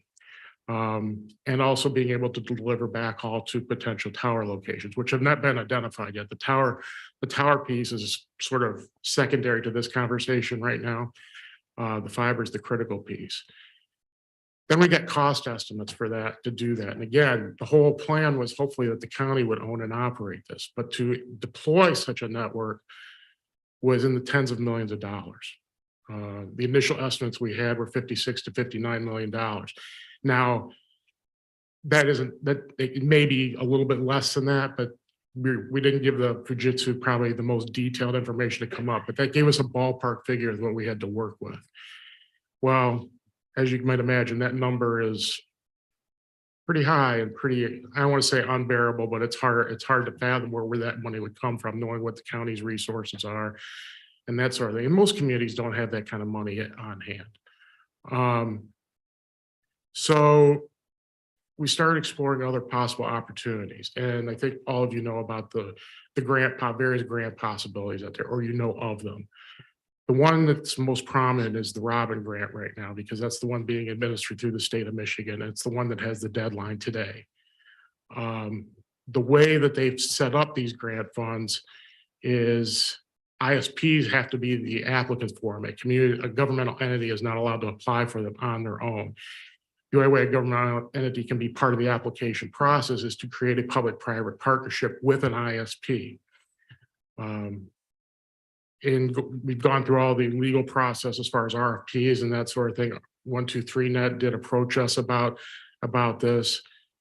123 has stepped up to the plate to be willing to form that public-private partnership with us. The nice thing about this partnership, as I mentioned, Paul Sachs, he had earmarked about $7.5 million of the county's ARPA funds that came from the coronavirus state and local recovery funds. And I want to add that one of the stated purposes of those funds when they were doled out to the states and local communities was for infrastructure, sewer, water, and specifically broadband projects. So this money ideally is properly suited for going to a project like this. 123Net came to us with a proposal through the RFP process in order to comply with the Robin grant application to partner with the county, whereas the county would use its $7.5 million, actually $7,495,000 for its capital contribution to the project. 123Net would put in cash of $3,550,000, rough estimate. In turn, we would be asking for a grant from the state of Michigan for $16 million and some change. The way the scoring is done on the Robin grant application is by points. There is a laundry list of about 10 or 12 criteria that you have to meet, and each one is assigned a point total. The one category that is assigned the highest point total is the capital contribution or the match funds that they talk about. If you are able to provide 51% of the match funds of the grant request, you can get the maximum number of points in that category, which is 40 points. If we reduce that amount and go under 50%, we can still submit the application, but we go from achieving 40 points to about eight points on that application. And our application doesn't really look that much better than the other ISPs that are going to be going in for grant dollars. And I want to emphasize, this will be a highly competitive grant process. The state only has $250 million to dole out. And as you can imagine, many communities and ISPs around the state will be applying for these dollars. So it's not an unlimited bucket. So you want to make your application look as good as possible. But in addition to the capital contribution from the county, 123Net has also come to basically propose to us that we're turning $7.5 million into a $27 million project. In addition to the middle mile fiber, which will be an open access network, enabled to lease out to other ISPs that want to provide service in the county and can do what they call the last mile fiber to the home. They will also do passings to all the community anchored institutions that we've talked about in the county. They will also work with whatever tower provider we choose to go with when we get to that portion of the project to get backhaul as close to or nearby those towers. So it's a comprehensive project. They've also committed to investing economic dollars into the county to build a data center, retail storefront, office space, warehousing, and that sort of thing in Ottawa County. They would like to have that presence on the west side of the state. They are happy to have that in Ottawa County. So there's also long-term investment that's going on in addition to the fiber with this project. So the urgency of this is obviously the deadline is today. We have a letter of intent that's I believe is in front of you. I know it's been in front of Administrator Gibbs laying this out. I also want to emphasize about the purpose of the letter of intent. All the letter of intent is saying it gets us in the application process. It keeps that door open for us to get those grant dollars. It does not commit the county to anything other than to negotiate in good faith a long-term contract with 123Net on this. If the negotiations break down, we walk away and everyone goes about their business. But this leaves the door open so we can get those grant dollars. At least have a chance of getting the grant dollars. So the letter of intent it's a non-binding letter. I don't even want to call it an agreement because it's not really technically that. But we need that to evidence the public-private partnership that the county and the 123Net are entering into. Just one last note I'd like to say, and I'm not trying to be political here or anything like that. I know you folks ran on the basis of calling yourselves Ottawa Impact.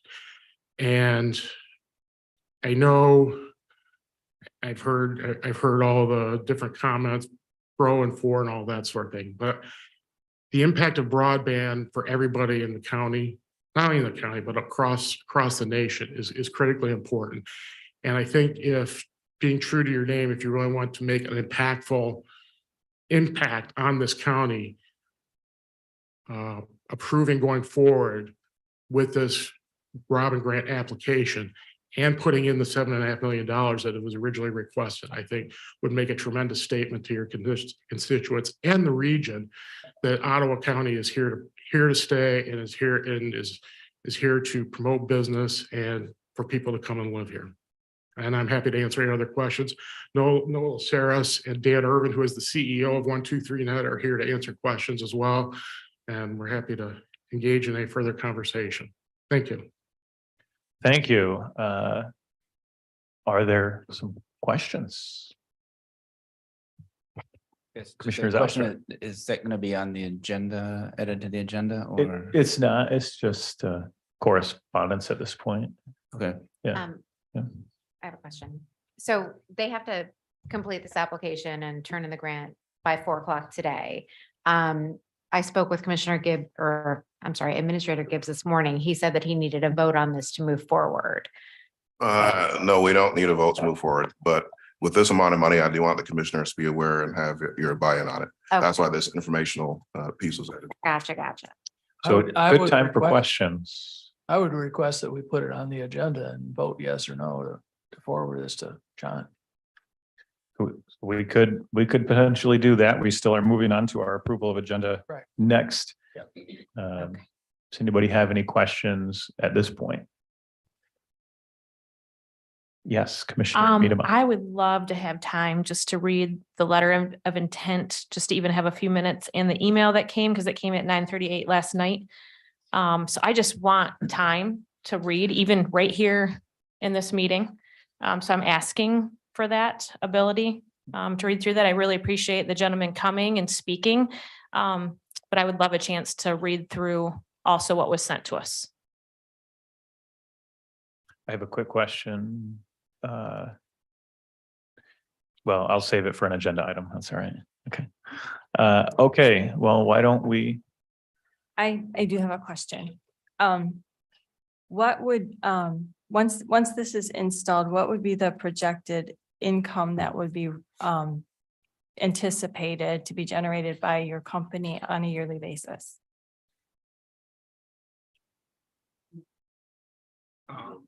So hi, my name is Dan Arvin. I'm the CEO of 123Net. We've done that calculation. I don't have it. I can have it in a few minutes. Okay. But generally, these things take quite a while to wind up, and we anticipate going at it full bore, but it'll take 3 or 4 years for it to folks to find that have the ability to switch over. Go for it. Yeah. Thank you. One last comment about the grant application process. There are other grants that are coming down the pike. The one that you probably hear most frequently is BEAD. However, there's still a lot of debate going on in Washington about BEAD, how it's going to be administered, what the criteria are, all that sort of thing. The likelihood that any money of that grant is going to hit the street before probably late 2024 that's probably optimistic from everything I hear right now. So if we don't act on the Robin grant, other grant opportunities are a ways out, and it pushes out at least 2 years the opportunity to get a solution in place for the residents of Ottawa County sooner rather than later. So just food for thought. Thank you. I just wanted to make a comment. So one of the things that Paul had mentioned to me was there will be a revenue sharing component in phase 2 of this project. And that's in respect to the wireless tower components. And they anticipate that, and there will be no further capital outlay for that. And they anticipate that there will be an estimated $130,000 per year in revenue for the county as a result of this project. But you have to have this happen, which is phase 1, to get to that revenue generating with the towers in phase 2. We have some easily digestible information that includes the LOI at the rear. So if you'd like to, if you want access to them or pass them around, we're happy to. It includes the information from the email that you received, but it has the attachments and everything printed out. So yeah, if you want to pass them through, that would be great. Thank you.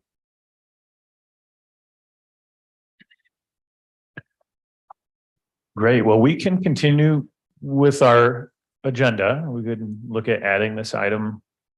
Can I ask one question? Just a point of clarification, Yeah. because I've heard 3.5 million and then I've also heard 7.5 million. I know we have it allocated, 7.5 allocated, but for the application, I believe you're going to match 3.5 and we're.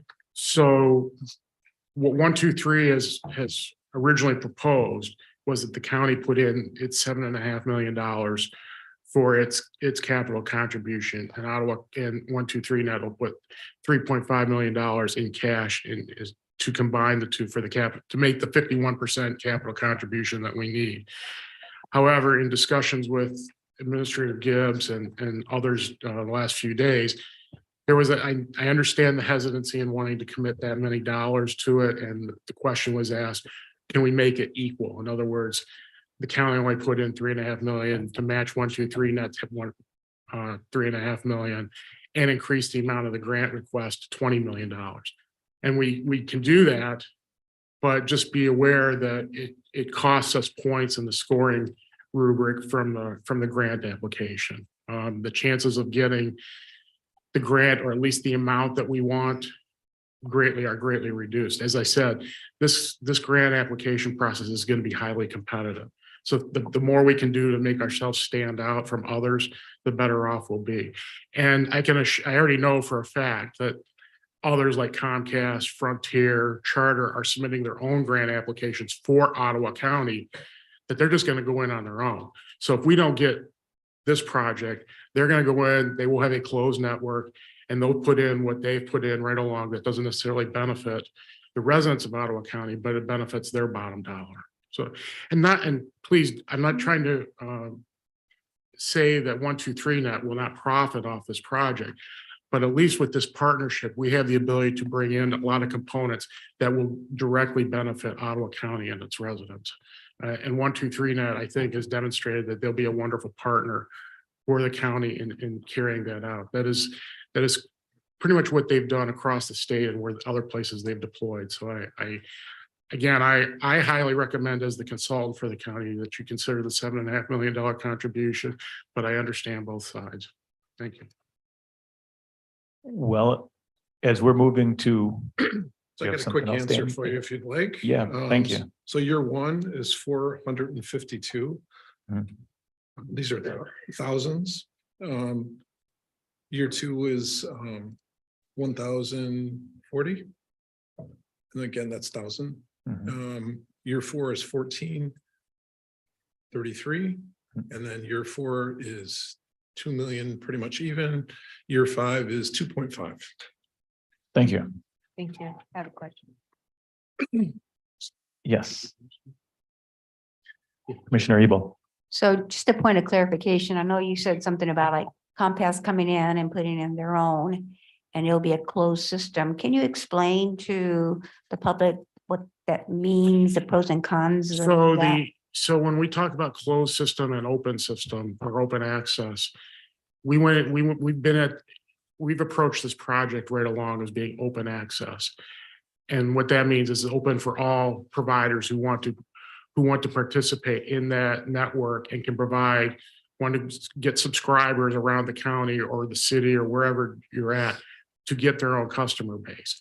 A closed network is which Comcast has, Charter has, all that sort of thing. It only serves their purpose and to support their customers directly. They're not out there promoting other ISPs to come and jump on their fiber to be able to provide services to Joe Smith or Nancy down the street. It is all about them and their bottom dollar. And then they control that network and they dictate the terms and conditions of what that does. The whole objective here with having an open access network is to promote competition. In other words, which in turn drives affordability for residents. If you have competition, as you know, the more players you have, the more the prices are reflected in what is most affordable to the consumer. 1, 2, 3 nets rates are, and they will do their own fiber to the home as well. Their rates are very competitive compared to what you see from Comcast or Charter and such.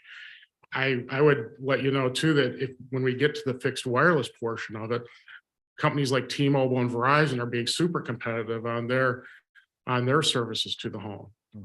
So again, just that competition component. That's why you want an open access system. You want to bring as many providers to the marketplace as possible for people to choose from. Hope that answers your question. Yes, it does. Thank you. Thank you. I thank you for being here. And I'd look for a motion to approve the agenda by adding 9D broadband LOI. Mr. Chairman, I'd also like to add something else to the agenda. I would like to add include the Women's History Month proclamation to the agenda. So typically resolutions are submitted in advance so that the board can have time to review them. Absolutely. And I But we understand. received this one at the beginning of the meeting. Correct. Right, because it's timely. And I didn't receive it until myself until this morning. We have a motion on the table to, I believe, amend the amended agenda. We had a motion and then support, and now another amendment. We have support for adding under 9E a resolution. Yeah. I guess I'll support both of those additions. I'm not sure if we're doing it individually or both together, but regardless, I'll support both of those additions. Right. So, okay. So just a quick review, had a motion and support, amendment to the motion to add another item and support. So let's handle that one first. Is there any discussion on adding a resolution to the agenda? Yes. Commissioner Rhodey. Just that, of course, I'm supportive of women, but it sounds like you received this morning and I knew that I was going to receive it this morning, but yes. Okay, just personally, I would prefer that resolutions that we as a board pass are resolutions that we as a board write. And I think that we need some time to review this and perhaps we want to craft something as a board, if this is important to us. I just would prefer that this be our own words. I'm not saying they're not yours, but it sounds like you received it this morning. Yes. So, I'm just reason I'm asking asking- perhaps we look at this maybe in 2 weeks. But I haven't read it yet, so I'm not sure what it is, but Okay, in 2 weeks, the month will be pretty much over, but we can. great. Does that mean you're withdrawing your motion? Oh. Okay. So just a clarification, the amended motion is only on the resolution, or the amended motion is to add 9D on broadband as well? Just want to make sure. So the amended motion was to add 9D, which was supported. So I believe then an additional motion was Okay. made to add So we have two. 9E, which would be the resolution. Gotcha. So first vote's on the resolution, second vote's on the Yes. broadband, Yes. third vote's on the agenda. Yes. Yeah, yeah, yeah. If, so for me personally, if I hadn't received it, I haven't read it yet, so I'm not going to vote for it. I don't know exactly what it is. So, could the clerk, call the roll on this? Sure. Ms. Cosby, Oh, I had something to say. Commissioner Curran. Oh. Yeah, go for it.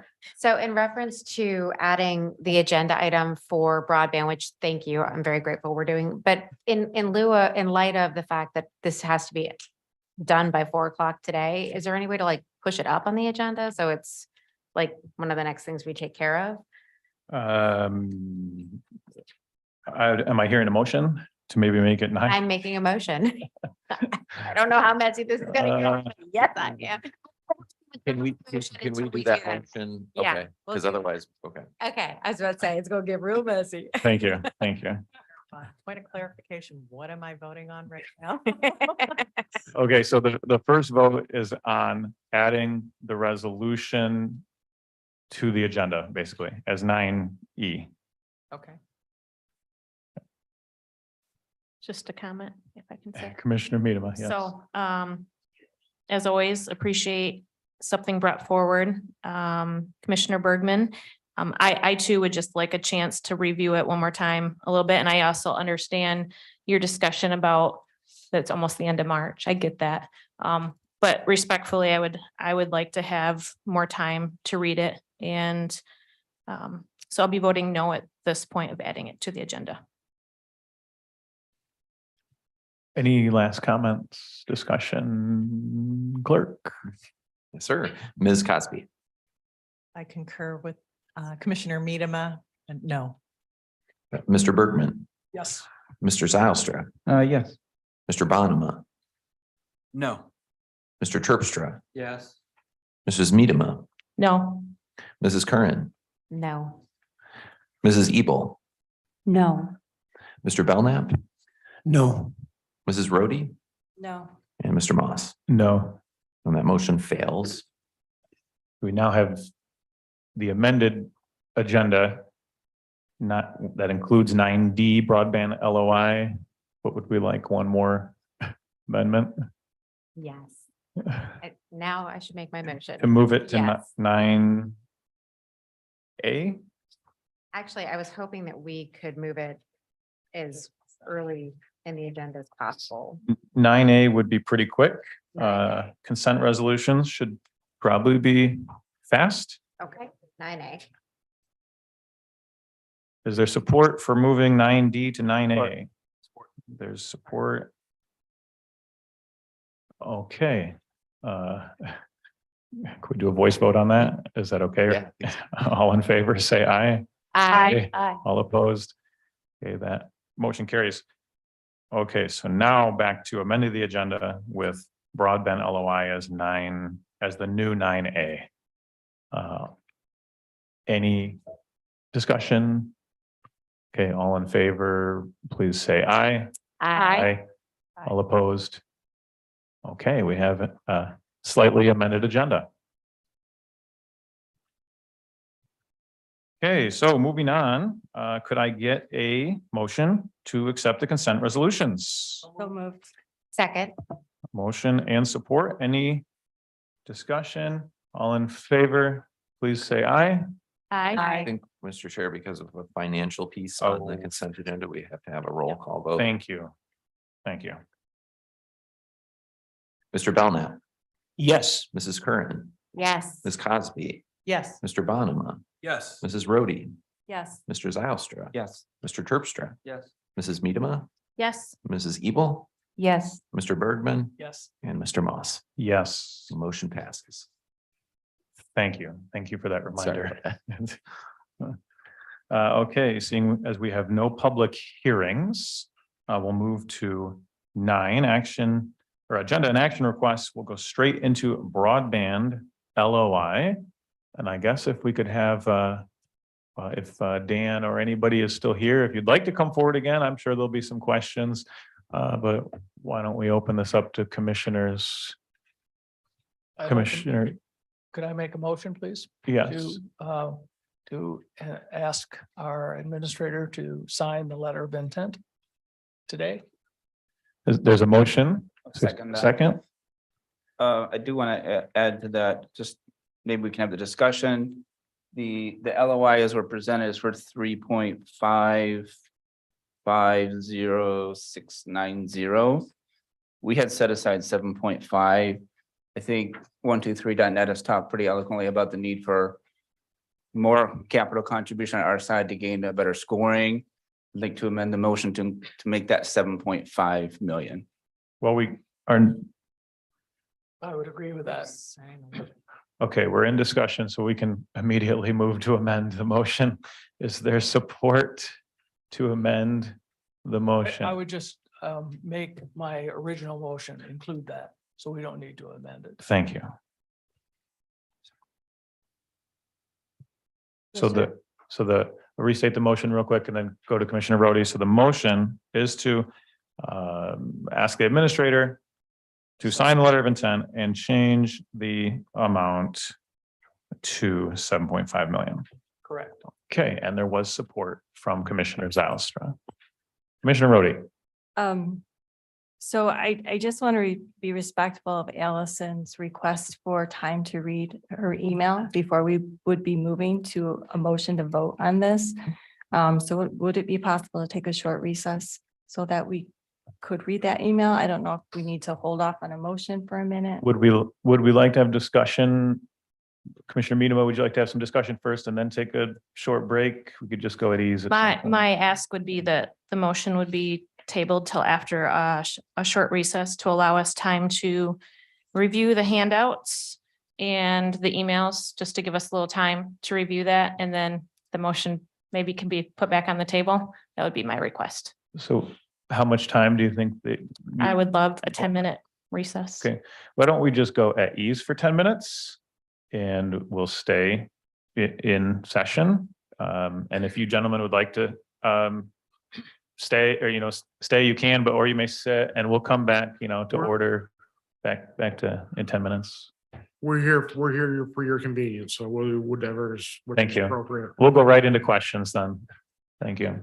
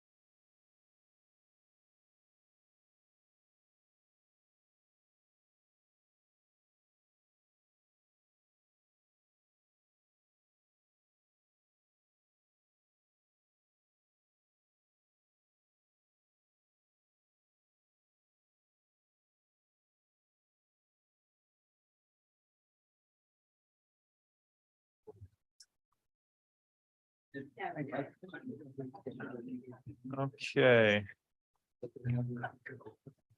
All right, thanks again for our guests for being here. So I expect there'll be several questions as the board tries to get up to speed on this proposal in particular. I'll start off by saying, Paul Sachs has, I know, worked very hard on this. I don't exactly know how long. Do you know how long he's been working on this with you guys? 3 years. 3 years, yeah. So he's been pursuing broadband and different opportunities for quite a while. And it's maybe slightly, the timing's a little difficult because there's a fairly new board that hasn't quite had the time to get brought into the process yet. So I expect there will be some questions there. Just can I speak to the timing perspective of it, Chairman Moss? Please. And we did not, it was never our intention to dump this on anybody. The opportunity arose kind of, I hesitate to say last minute, but within the last month. As I mentioned previously, our intent all along was for the county to own and operate this system. So with that said, and the way the Robin grant application was set up, we were not going to be able to apply for those grant dollars. Well, when we saw the dollar figure on what a network that was completely owned by the county was going to cost, we had to start rethinking about where else can we get money to do this. And I hesitate to say, but the reality is you're probably looking at having to do something like Holland had to do and go to their residents and ask for them to pay out of their pockets. And I know that's not a pleasant topic anybody likes to have. But it comes down to a balancing act. What do you do?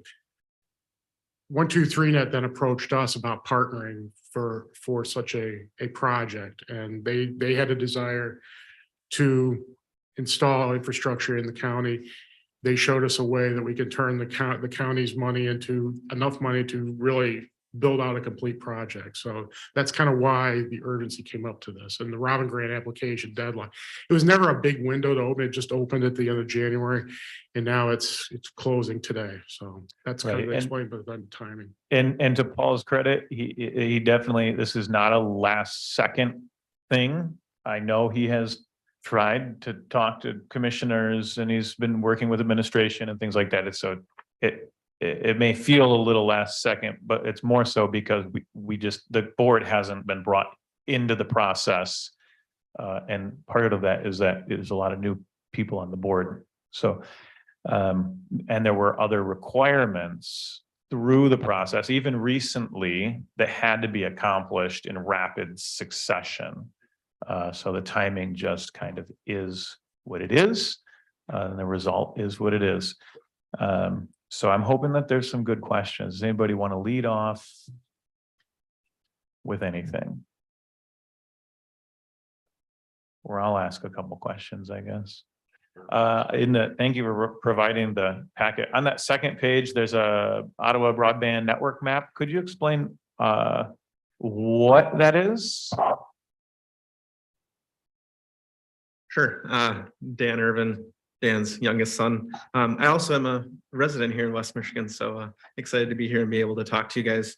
Yeah, so the map that you guys see there, all those green lines represent the proposed fiber infrastructure that we would put in the ground. And as you guys notice, it is all across the county.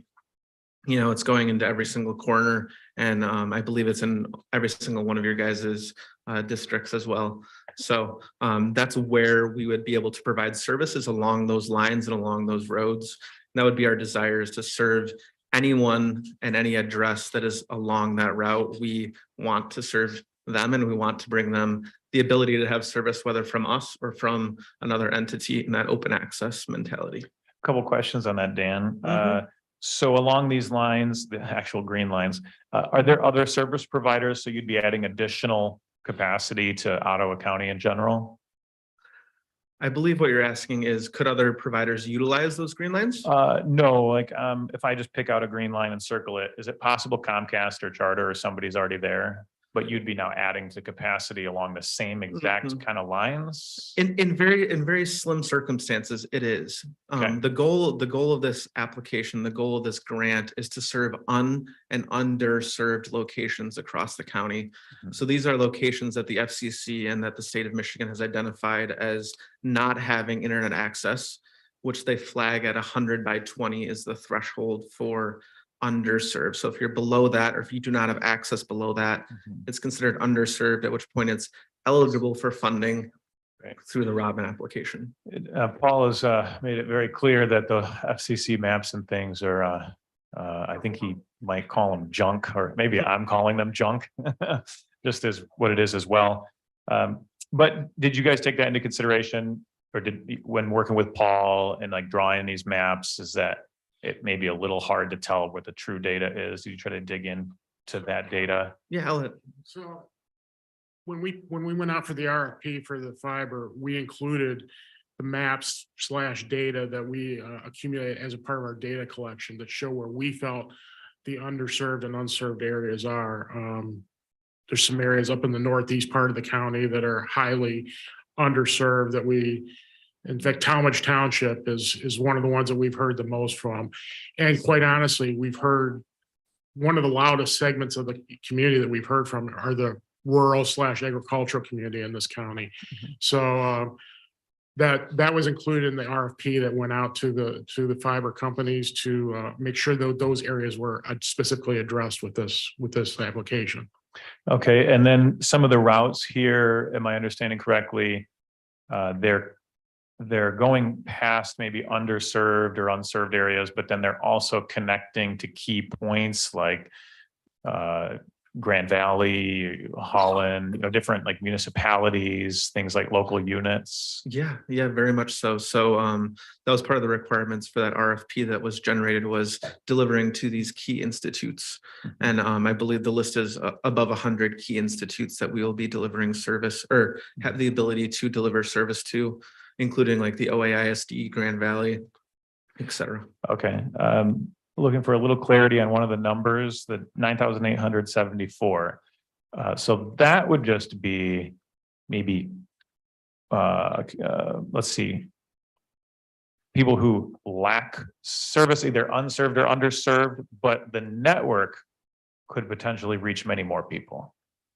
Yeah, talk about that. Yeah, so this network is just the beginning, and we would love to make Ottawa County our home and continue to grow it by leaps and bounds as this project over the years as we grow.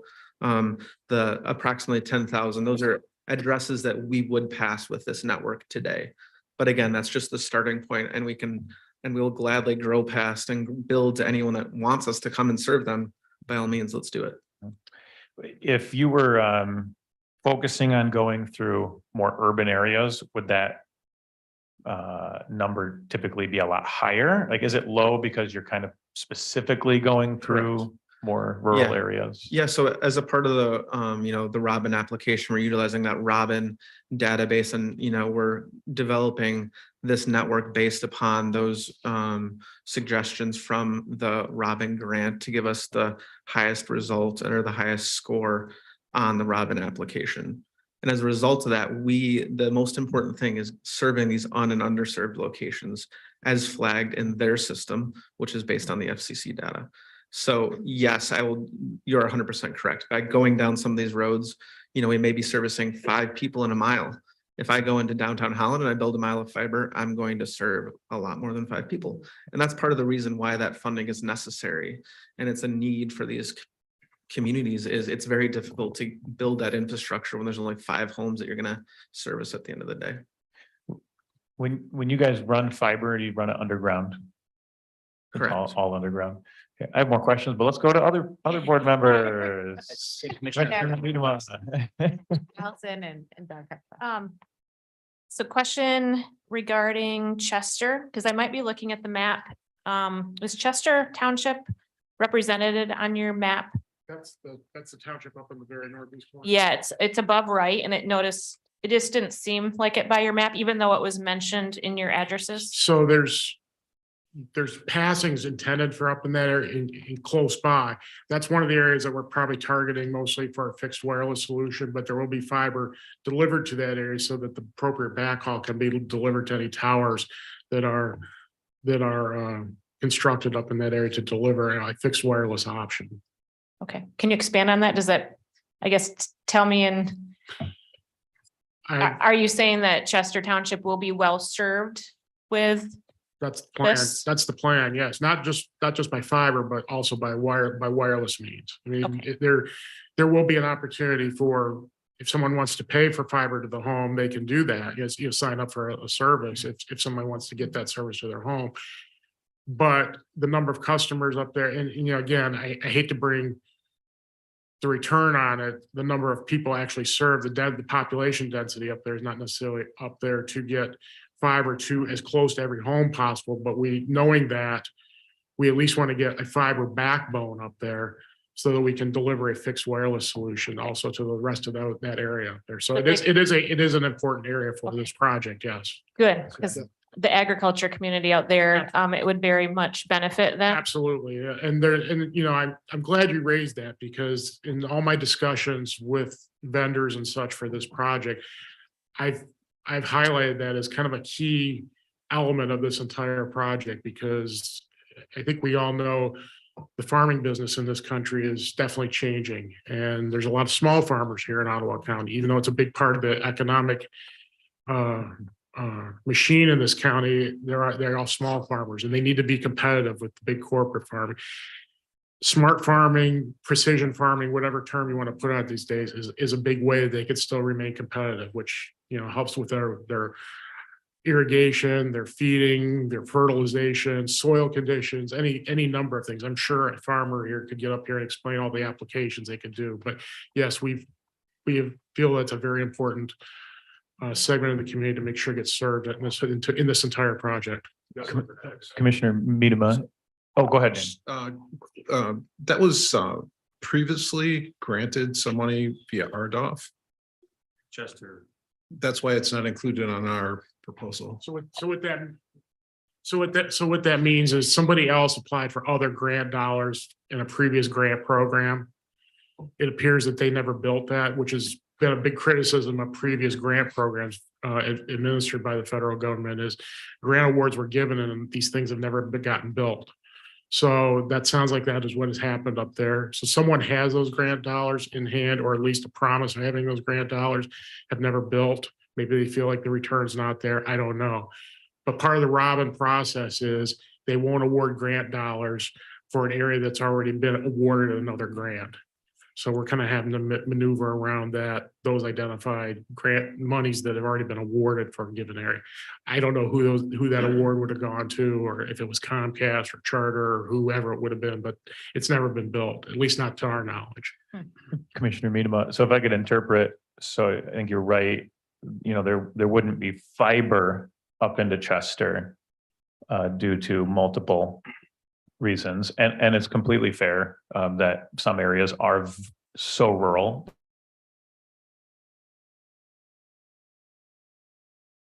There's a potential then for a wireless, you know, opportunity in the future. Yeah, and you need the fiber nearby to do that. Commissioner Bergman. So is there a possibility that, for instance, Casanova is way up in the top there?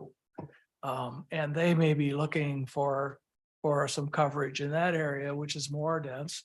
Wouldn't they be maybe looking at this area, Chester Township as well? Could they possibly, you know, be looking at a larger circle area around Casanova, for instance? If there's not been another grant awarded there, yes. Right. Yeah, so we've gotten as close, and I'll let them speak to the actual design, but all the physical areas that look like are a match for this, they've identified. Now, whether it goes directly to that community or not, I'm not sure, and I'll let Dan or Noah speak to that specifically. Yeah, so I'm just thinking about the fact that it doesn't necessarily stop at county lines, right? You got Muskegon and you got and you got Oh, Ottawa I County see there, what you're so, saying. Okay, so wouldn't it make sense that they work together to? so the hope is, the hope is eventually, I mean, for example, we fully intend for this network to, and I'll use the word link up with, say, what Holland is doing right now. So that gets that portion of the county covered and gives them options as well. 123 Net is also doing an extensive project in Allegan County, similar to this. The hope would be that those two counties at some point would be connected and that, you know, there will be options for that, for those folks in there. I don't know of anything that they're working on in Muskegon County right now, but the intent would be for this entire region to get fully connected at some point. We like to say in our industry, the network is only as good as what you're connecting it to. So we're building all this network, but we need to mesh it together and make it fit. But we are playing by Robin's rules with these grants. And in order for us to 4X the county's ARPA funds, we have to play by those rules. So if another jurisdiction, district has received funding, it's not saying we won't build there, but Robin's funds will not apply for that route. So if there are constituents who want service, if there are tower companies who want to build, the open access network will allow that to happen compared to the traditional way of handling these things, which is a single provider comes and builds their own closed access network, does not open it up to tower companies or other providers who want to attach onto that network. We want to mesh whoever wants to build in these areas, which will increase the likelihood that some of these very underserved or just simply unserved districts will have the chance for more funding through either other grants that's not Robin today, or just other providers coming in and wanting to build their client base. Any other questions? Commissioner Miedema, did you have anything else? Commissioner Curran? Thank you. So I do have a question. So you mentioned the possibility that other internet service providers are able to apply for the Robin grant. When they do apply for those Robin grants, they'll probably utilize closed networks versus the open network system that we're looking to create here today. So my question is, are you aware of any other folks that plan to apply for the Robin grant? And also, when will decisions be made on the Robin grant That's a funding? good question. So I don't know of everyone that's applying, but the ones I know for a fact are Comcast, at least here in Ottawa County. We know Charter is, and we know Frontier is. As far as the timing goes, and you know, this is what the state has put out, whether they stick to it or not, that remains to be seen. So the deadline is today. Reviews are supposed to happen through March and April. Preliminary awards, I think, are supposed, I think this is aggressive on their part, but they're saying preliminary awards will be notified by the end of April. And then there's a challenge or comment period, I believe is it 30 days? 30 days for award, for people to comment or challenge awards. Once that period ends, then final awards will be announced. I believe it's in June or early July. At that point, awards will be made. And I've spoken with the folks here at 123. As soon as the awards are made, they plan to start working. So this is an opportunity to really get shovels in the ground this year and really make headway on this project. I have a quick related question. Are you done? You want? Go and then I'll go. Okay. On that note, then, do you know if Comcast, Charter, or Frontier have any public-private partnership opportunities? Not that I'm aware of. They So do their own thing. well, Comcast solicited one from the county. But when you read their proposal, it doesn't call for open access. Right. It doesn't cover nearly the number of addresses that this proposal does. It doesn't offer the opportunity for additional economic development. When we spoke to them, they weren't even willing to commit to putting a storefront in Ottawa County. So they won't have the points right in the grant no matter what. Correct. Whereas if we don't get those extra points for the capital contribution, our application really doesn't look that much better than theirs. Okay. So I want to go back to, you asked the question about underground versus aerial and such.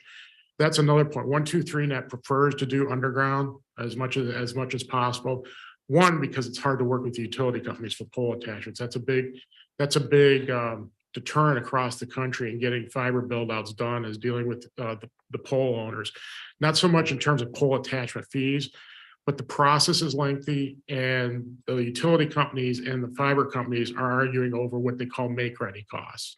So in other words, if a pole needs to be replaced, the utility companies are charging exorbitant fees to have that pole replaced, even though maybe it doesn't need to be, you know, the gold standard, but but they're basically trying to rebuild their infrastructure. And as we've seen in the recent weather conditions we've had, some of their infrastructure is less than desirable.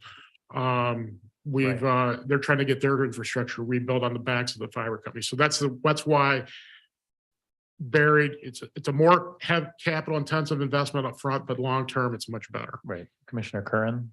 Thank you. So one of the other things that we looked at with this particular grant is, as you mentioned, the funding mechanism, and there's a point system that's correlated to that.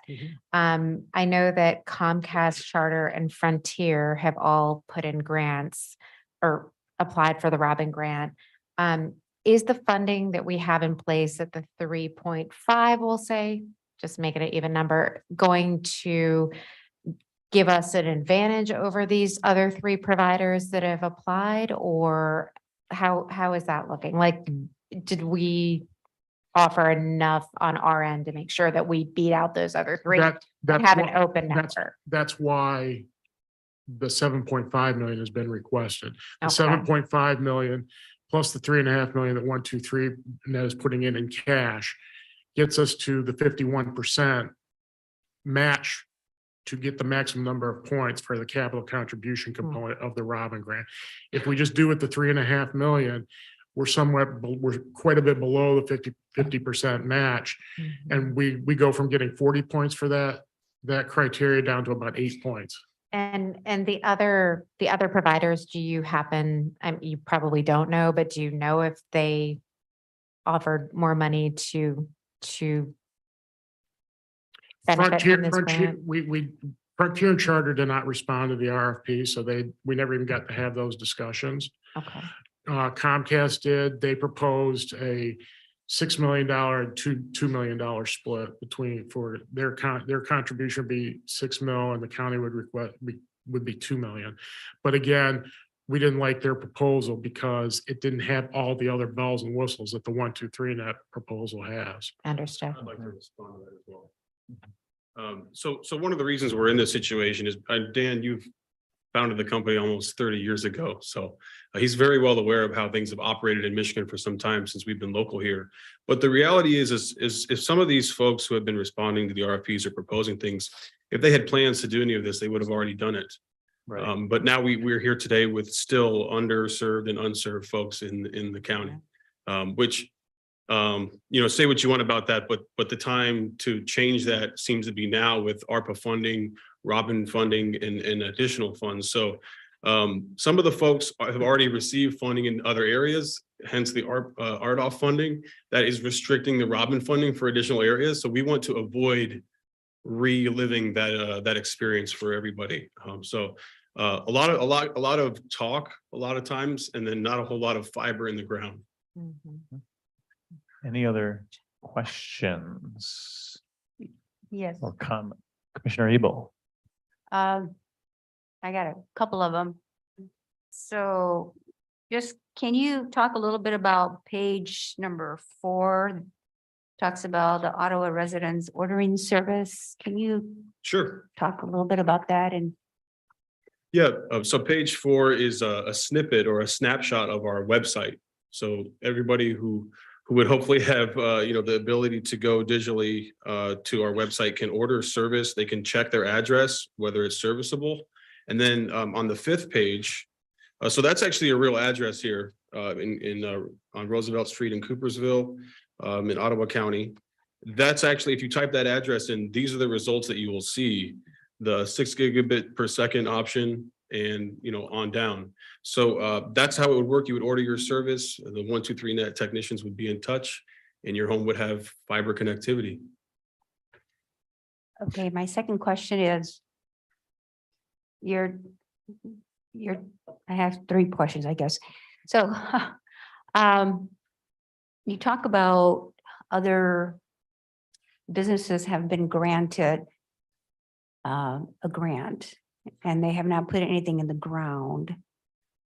And are those grants, do they have deadlines as far as when they need to be put in the ground? Do the grants go back? And what what is your, and what is your, if you were to be granted this grant, awarded this grant, so where will we find the assurance that this will actually be put in the ground in a reasonable amount of time and not like So the other? specifically to the Robin grant, there is a deadline by which grant dollars have to be expended. It's by the end of 2026. Okay. So as it pertains to this project, again, if the grant dollars are awarded in the summer and they start construction, they have basically 3 years to get this thing completely built.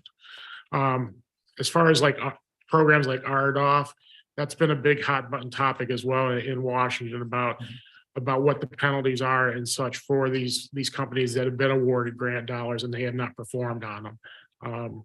I think that's one of the key items that they've been talking about with this program and the BEAD program, to what levels of enforcement can they put to make sure things get built. So it's really hard to speak to things in the past, but going forward, there are assurances put in that these builds happen.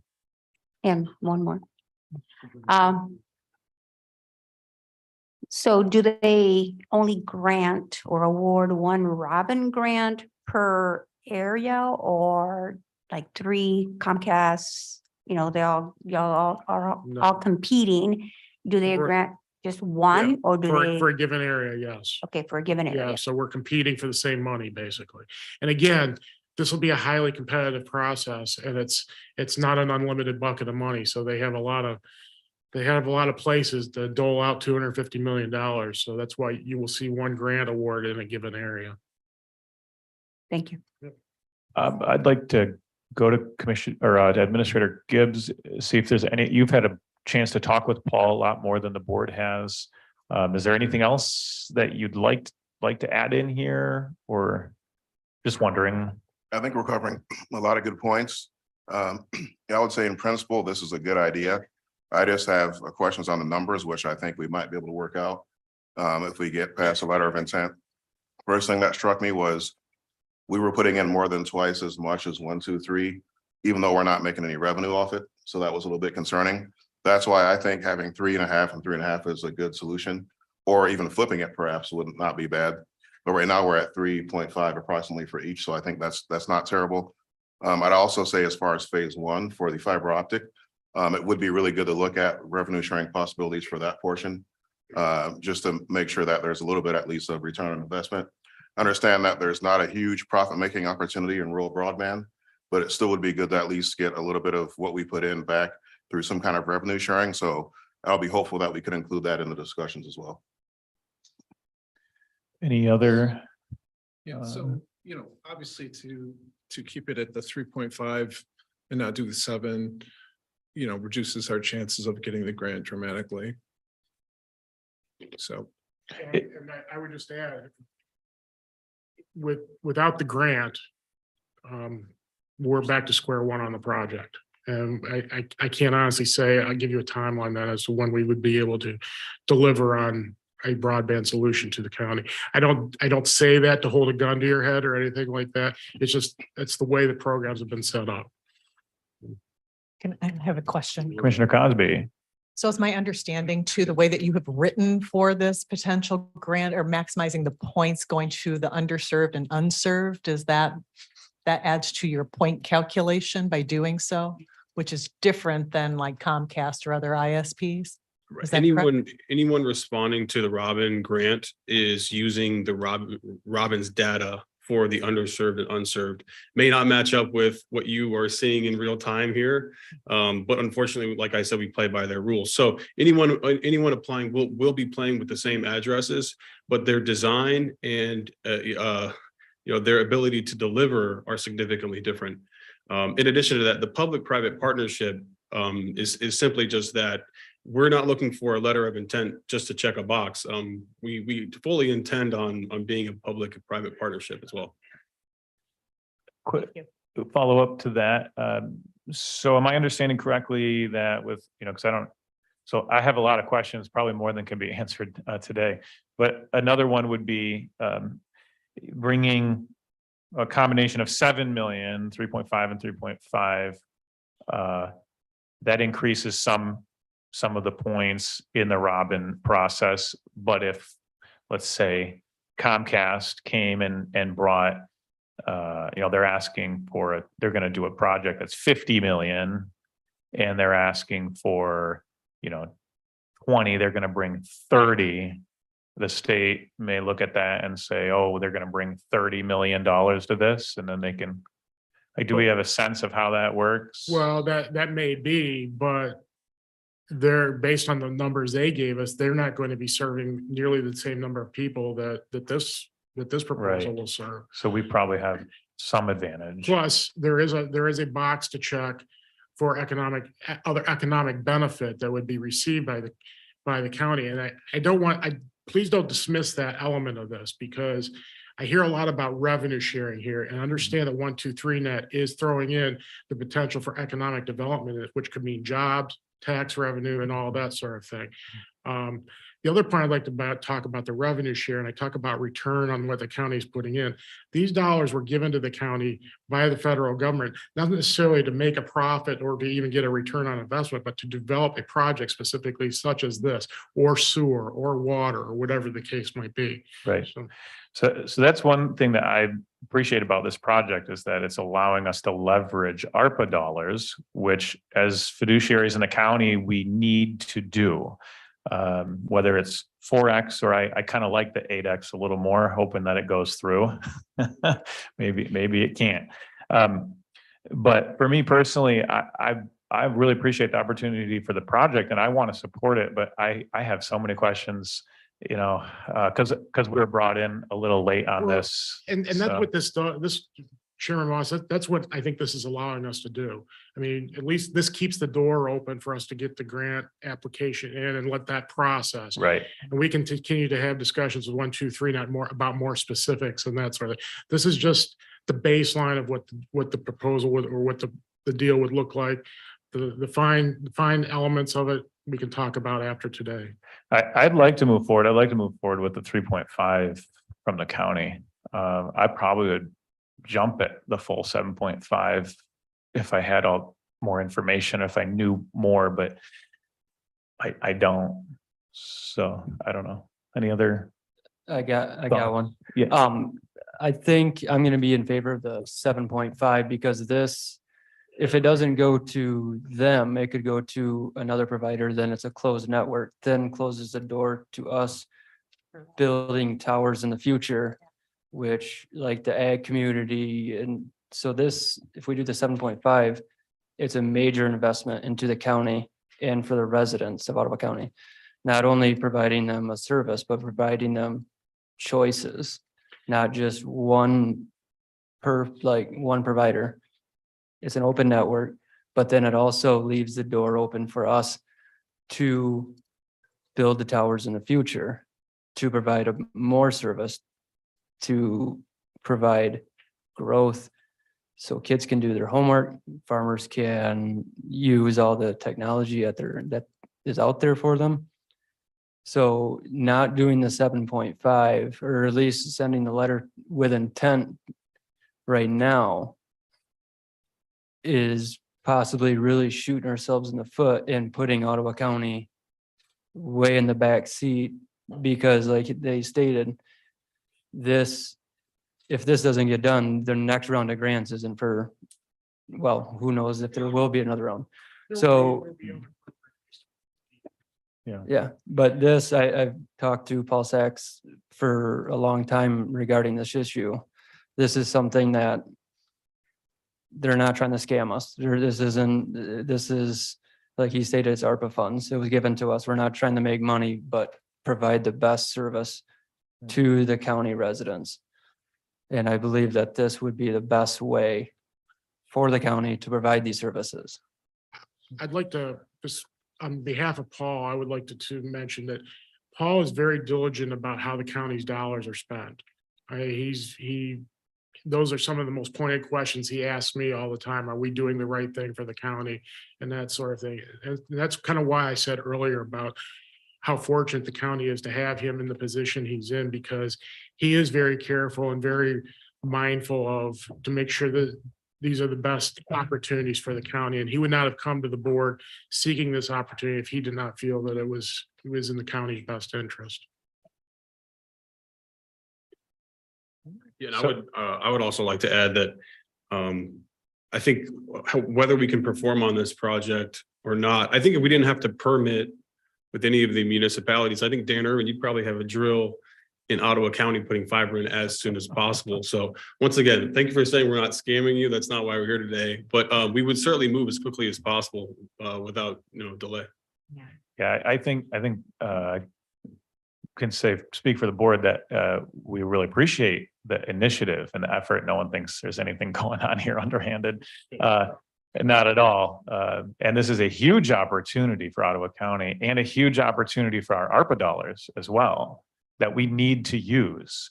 It doesn't mean there's not questions about how to do it. And one thing, I guess, maybe you could bring some more clarity for the board. When you sign a letter of intent and it says 7.5 million, you're very likely to do 7.5 million, right? Because that's what the state is then basing their grant on. So the good faith negotiation is going to be pretty limited in what possible outcomes happen after that. Yeah, you're probably right in that. Now, whether the project ends up costing all that, and when all that money doesn't get spent, yeah, that's a possibility. In today's economy, who knows if that can really happen or not? But I mean, $27 million today might be $50 million tomorrow. I don't know, but yes, likely that'll be what is spent. Yes, but again, it does not commit the county to anything today.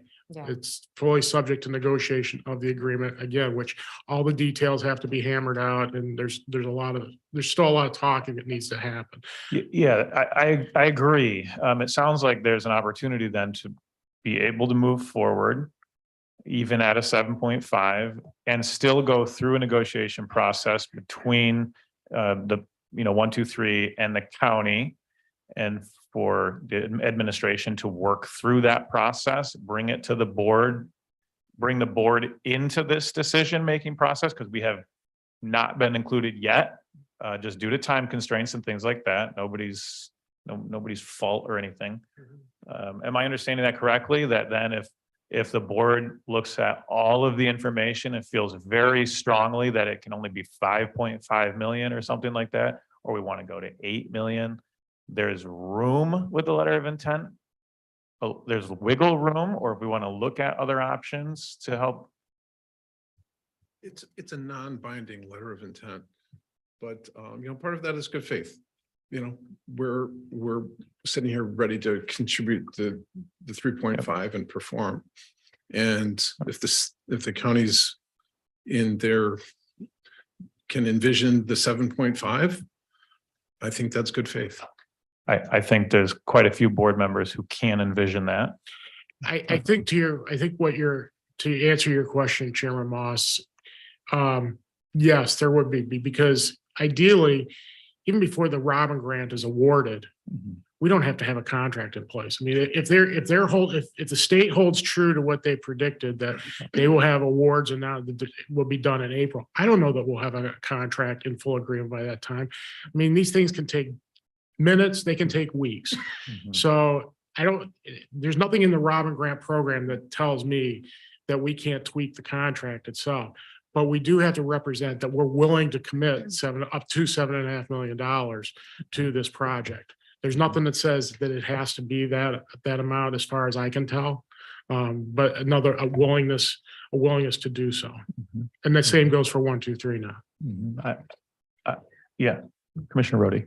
I would just ask, would there be some benefit to, let's say we're not comfortable with a 7.5, but maybe a 5.5? Does that increase our chances for the county to do a 5.5, you guys to do the 3.5?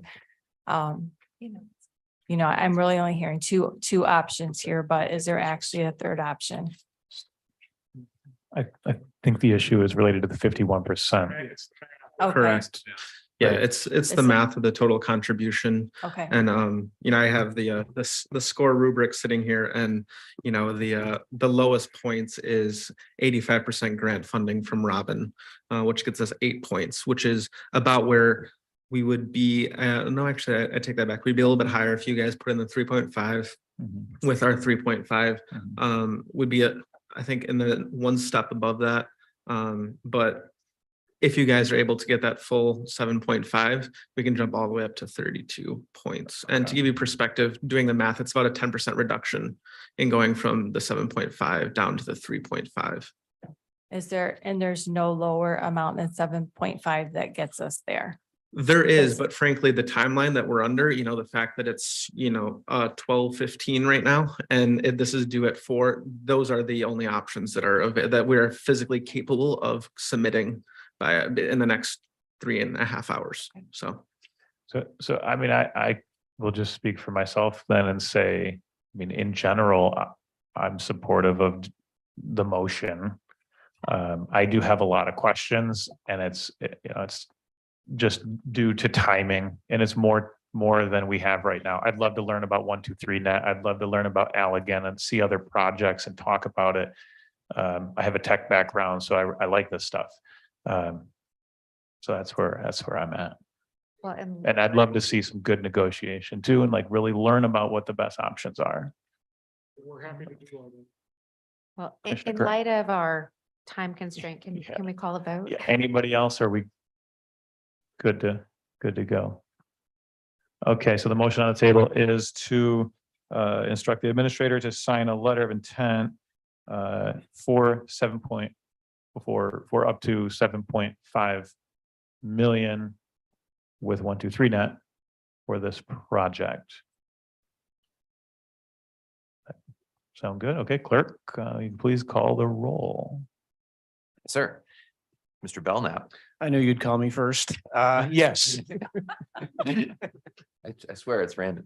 Mrs. Curran, Yes. and Mrs. Medema, Yes. Mr. Terpstra, Yeah. Ms. Cosby, Yes. Mr. Zylstra, Yes. Mr. Bergman, Yes. Mr. Bonema, Absolutely, yes. Mrs. Rhodey, Yes. Mrs. Ebel, Yes. and Mr. Moss. Yes. And the motion passes. We have a Thank hard you. copy here of the letter to sign, so if it's okay. I want to thank you all for your support. I look forward to working with all of you.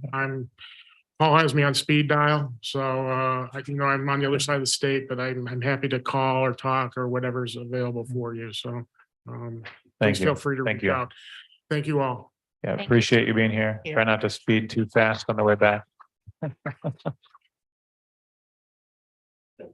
Thank you very much. Okay, moving on, we are now to our old 9A, which was community mental health personnel request. Could I get a motion on this, please? So moved. All right, motion is to approve and authorize the board chairperson and clerk register to sign the request from CMH and add 8 full-time new positions or remove 2 positions at a total cost of $572,000 and some change. We have support. Support. We have motion and support. Any discussion? Can I read some prepared remarks? Would you mind? Go for Is it. that all right? So just wanted to share, spent a lot of time since I was the one that kind of slowed this one down. From my point of view, the topic we're discussing is a portion of a grant totaling approximately $600,000, and for which we are considering to hire 6 to 8 new positions. And I'm sure you can appreciate that after spending 30 years as a nursing professional, I am fully on board with the idea of bringing the right services and the right resources to our community to ease its pain and its needs. I'm also hopeful that you understand my responsibility as a commissioner of this county is to carefully consider all financial decisions that impact each person and each taxpayer. So what I did know is that many of my constituents had approached me regarding not getting the services that they had requested from CMH. And those were specifically those with the greatest needs. I wish Mr. Spalding was here today. From my perspective as a commissioner, I have to question the grant process because I believe it's part of my fiduciary responsibility. And to make sure that we're committing those kind of funds, $600,000 annually, to the right resources and for the right work to get done. So as grants are written, we're supposed to achieve specific outcomes, and they are awarded with the intention of those objectives being achieved and the exclusive use of those funds as they are awarded. The Board of Commissioners should know these objectives. Grants are time limited and they run out, and we should plan for that transition. In this case, the funds would create dependency. So we need to know if we're creating a dependency that we need to sustain over time. That may be the case, and it might also be true that these grant dollars will cover, blessings for people who need aid right now. Grants are audited, and when a grant is awarded, there is usually a process to come back and audit and use the money relative to the original stated objectives. Do we have a process that regularly tracks this progress to goals? And do we have approval of a process that ensures funds are being spent in the service of the grant and nothing else? So what follows are these facts as I know them today, and I'm certainly open to learning more information. The grant that we were awarded, and we were awarded it back on 8/31 of 21, was for $3.8 million. So we haven't left any money on the table. The number of FTEs we're funding with that grant are 22. And CMH projects that they're going to be using the CCBHC funding, which will be supporting our CIT program, crisis intervention, and then also the mobile crisis unit. And the request of these new positions indicated that 6 of the positions would be funded by this money. That is scheduled to end on 8/31 of 23, so just in 8 months. The other 2 positions are going to be funded by Medicaid dollars. So how many of the FTEs requested will be supporting the crisis intervention team or the mobile crisis unit? I would like to know that. That was the intention of the grant. And to better understand the rationale for the new positions, I asked questions of Lynn Doyle, of the currently posted FTEs number that we've currently had hired, and she was very good about getting back to me. She got back immediately. The $3.8 million grant for CCBHC were received by the county, like I said, in August of 21. And there were 14 positions that were requested at that time. So just with that in mind, like I said, I would like to know about the crisis intervention team, their use for the crisis intervention team, how many people you've served, and then the mobile crisis unit and where we are. The community members are asking about those services as well. So I would recommend that community mental health had that $3.8 million for 16 months. And with 8 months left to spend on the grants, I believe it's good business to ask the following. What is the progress to the goals and the objectives of the grant? How will we track and report that progress to the goals and to the spend? And so if we don't get those positions filled, what are we going to do with the money? And I would like to ask the Board of Commissioners if we could better understand how positions requested will help assist meeting the CCBHC grant stated objectives and outcomes, current status and number of persons served, like I said earlier. And are there new roles if we don't spend that money in the way these posted position? Are there new roles that we can best spend those dollars on that maybe would help us with these grant processes? So what I'm recommending is that we create a grant productivity report that allows community members and leadership to quickly evaluate the effectiveness of grants, not just CMH grants, but the grants for each department as we receive them. Not all grants are the same, and many do come with a lot of entanglements potentially for the county. So with all that being said, I will be voting for this today. So thank you. Thank you. Anybody else have any other discussion on the old 9A? I just have a comment. And I just want to thank Gretchen for digging in and researching this grant and processes and just noting some needs. I greatly respect your background in these things. And so I appreciate you bringing to our attention some things that need to be looked at. And so I do hope that the county does move into requiring those reports in relation to our grants. Thank you. Administrator Gibbs. Yes, just briefly, I also want to concur with what Gretchen has shared and appreciate the research you've done and the insights you have there.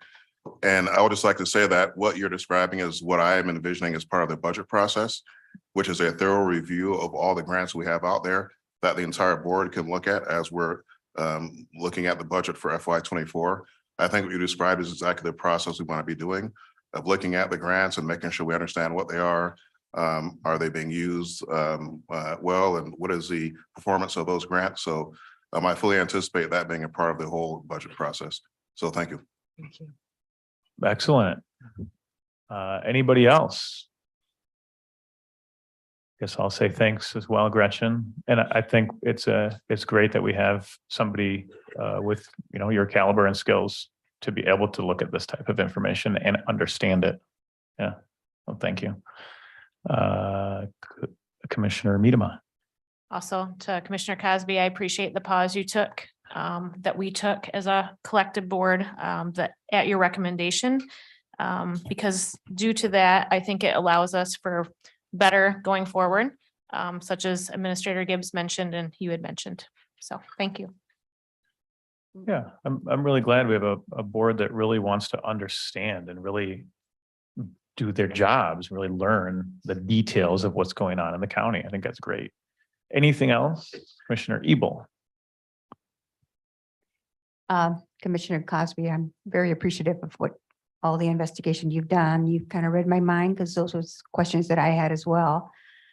And I'm fully in agreement with, and I think Administrator Gibbs also stated it well as well. But I think that creating those grant productivity reports is probably wise. And I'm in agreement with that. And I'm also going to be voting in favor of this as well. Anybody else have any comments, or could the clerk please call the roll? Sir. Mr. Bergman, Yes. Mr. Zylstra, Yes. Mr. Belknap, Yes. Ms. Cosby, Yes. Mrs. Curran, Yes. Mrs. Ebel, Yes. Mrs. Rhodey, Yes. Mrs. Miedema, Yes. Mr. Bonema, Yes. Mr. Terpstra, Yes. and Mr. Moss. Yes. And the motion passes. All right. Wonderful. Thank you. Moving on to the previous B, Ottawa County Housing Commission. Looking for a motion to consider a recommendation from the appointing authority to update the composition of the Housing Commission. So moved. Second. The motion and support. Okay, so I'll kick this one off as the appointing authority for the Housing Commission, as the chair of the board. I'd like to kind of go a slightly different direction. We have a great opportunity in front of us as we now have Administrator Gibbs, who has a significant background with housing coming from HUD and a great understanding of it. Like to see his involvement with the Housing Commission. And so today I'm going to make a recommendation to change some of the members of the Housing Commission and kind of take it in a slightly new direction that will have more, I guess you might say, practitioners in housing, real estate development, that kind of thing from Ottawa County on the commission. So I'm going to ask the board to remove 3 people. One would be Commissioner Zylstra, 2 would be Virginia Beard, and the 3rd would be Thomas Reensma. And then I would look to making after that, appoint Commissioner or Administrator Gibbs and 2 other people. So could I get a motion? So we are changing the makeup of the board to make it more political. Is that correct? No. That's what it sounds like to me. The answer is no, but Okay. Yeah. Okay, but it sounds like it to me, but. Go ahead. so I guess I'd look for a motion to approve or to remove these 3 members as recommended by the appointing authority. Are the other 2 that you're mentioning named? Do we know who they are? Yeah, Doug Zylstra, Virginia Beard, and Thomas Reensma. No, you, Yeah. you mentioned Administrator Gibbs and then 2 others. Are they named as well? Oh, yes, I was looking to appoint 2 other people. One is a realtor, his name is Jared Skidema, and the other is a developer and builder in the area who has a lot of experience in housing. His name is Clint Markesy. If I may, I'd like to speak regarding Tom Reidsma, who has been on this board for many, many years and is a well-respected senior attorney. Could you in please the- speak closer to the microphone? Thank you. Yes. I would like to speak about regarding Tom Reidsma, who is a very well-respected attorney in Ottawa County and has been on this board for many years and has been very active with this board as well, especially in the area of senior citizens and their needs for housing in Ottawa County. So it's, I'm very dismayed that, that we are removing him from this board after his many years of service. It's nothing personal with Mr. Reinsma, just looking to go a different direction. Mhm. Okay. And, you know, we can definitely thank him for his service. Yeah. Good. Just a quick question, Mr. Chair. MCL 125.654, section 3, subsection 2 talks about the vacancy in office shall be filled by the appointing authority for the remainder of the unexpired term. I'm assuming you're taking to mean that you have the appointing authority to name. I'm not necessarily putting that in down because I'm not a lawyer, but we have the talent recruitment committee for a reason. I'm reading it here. I respect what you're saying. I respect your authority as chair. I would like to modify the motion to say that all 3 of those individuals should go through the talent recruitment process. So in this case, they actually should not. State law says specifically that the appointing authority is not talent and recruitment. So to stick with state law, we would simply just appoint. And there are many boards and commissions that do go through talent and recruitment and should and need to. Okay, I just like we initially filled those 5 positions through the talent recruitment process that allowed all commissioners to be part of that process. Yep. I understand you're taking me off. I understand you're taking off Tom Reinsma and Virginia Beard, and I understand you have the authority to do that. Subsection 2 to me is a little bit vague. I guess I just make a motion to amend the motion to include the TNR process. So before there's a second on that, I'm going to ask you to withdraw because the chair is the appointing authority will make a recommendation to the board. So if you'd like the process to go through talent and recruitment for show, that's what it would be essentially. I guess it's not for show, it's for other members of the Ottawa community to apply, right? I've already chosen 3 people and I'd like Administrator Gibbs to be one of those people and 2 other people who have, you know, practical experience in housing, you know, to kind of take this a different direction. I'm not going to retire my motion. If there's no second, there's no second. Okay. Many other. Sorry, I was just trying to clarify because first there was a motion that I recorded by Cosby and Miedema to consider a recommendation to the appointing authority. And then the chair called for another motion. That motion wasn't voted on, but then the chair called for another motion to remove 3 members, replace 3 members. So far, there has been no motion or second to that. And then we have Mr. Zylstra's.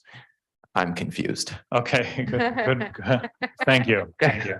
So my motion then I guess I need to withdraw because I'm not really making a motion. I'm going to make a recommendation, assuming the board votes in the affirmative. Yeah. Okay, but the motion was made, I believe, by Ms. Cosby and seconded by Mrs. Miedema. Is that not correct? The initial motion that had nothing to do with replacing and removing, it just said, consider a recommendation. It was Oh, is, That's okay, amended. okay, Yeah. gotcha, sorry, sometimes it's hard to. Okay. So I'm not sure, and maybe Mr. Jordan can speak to, does that, I assume they could withdraw that motion? Correct? And not And have just it be replace voted it. on, and then a new motion Yeah. could be made to replace and remove?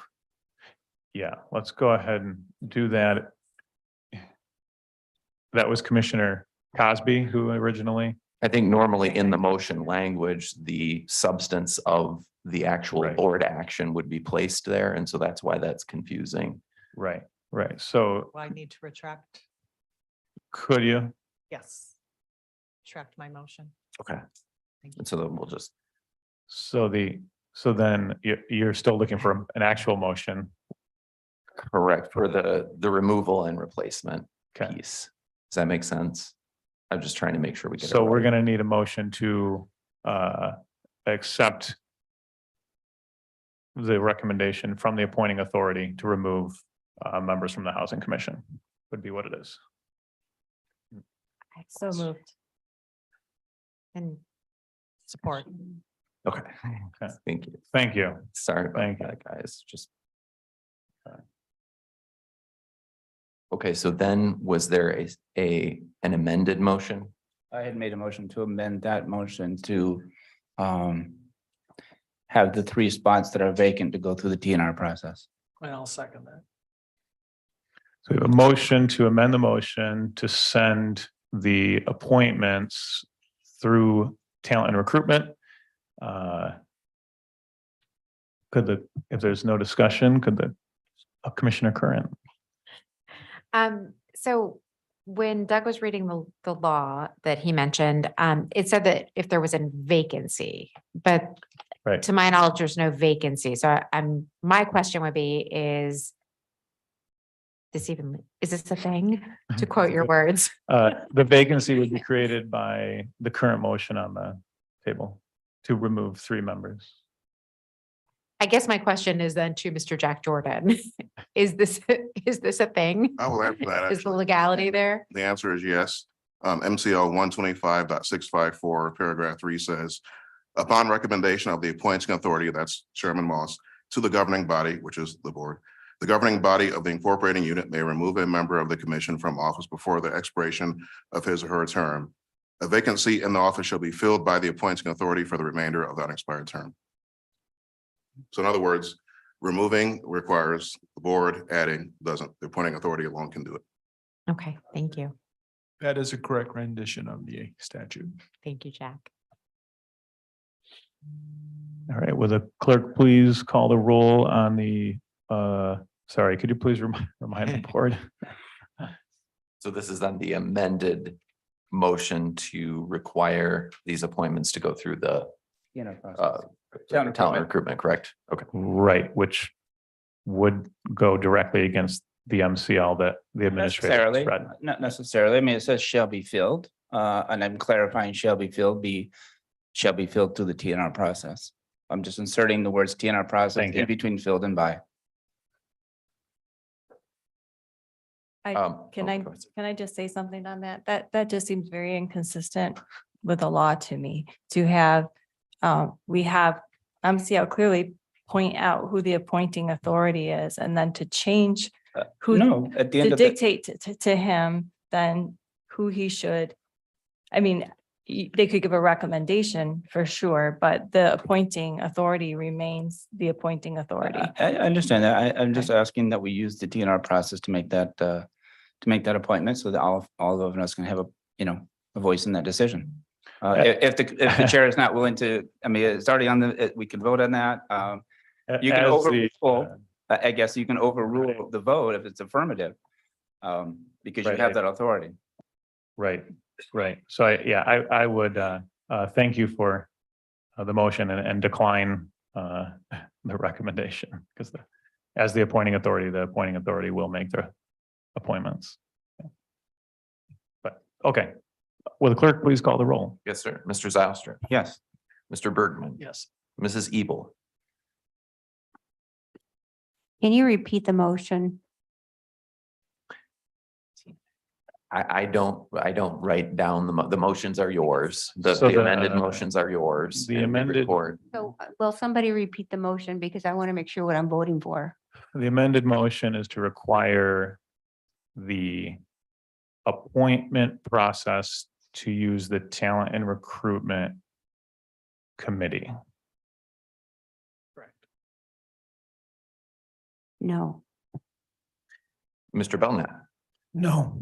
Mrs. Cosby, No. Mrs. Medema, No. Mr. Bonema, I'm a huge fan of process.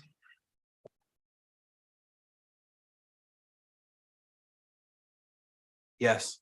Mrs. Rhodey, No. Mrs. Curran, No.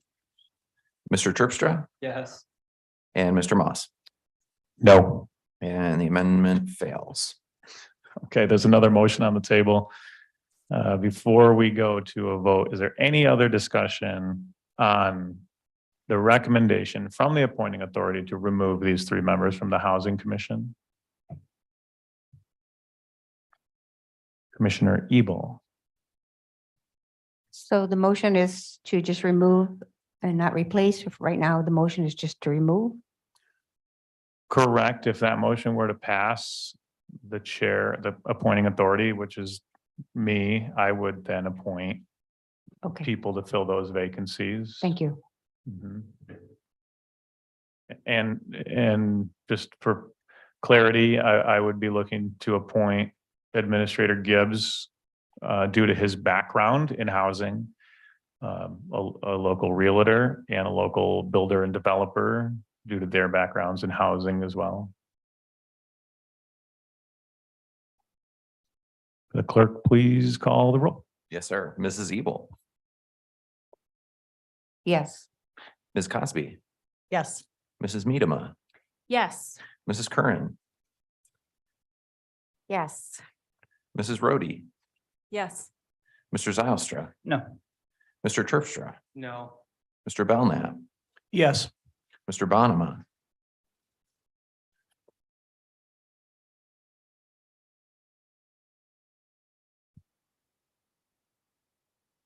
Yes. Mr. Bergman, No.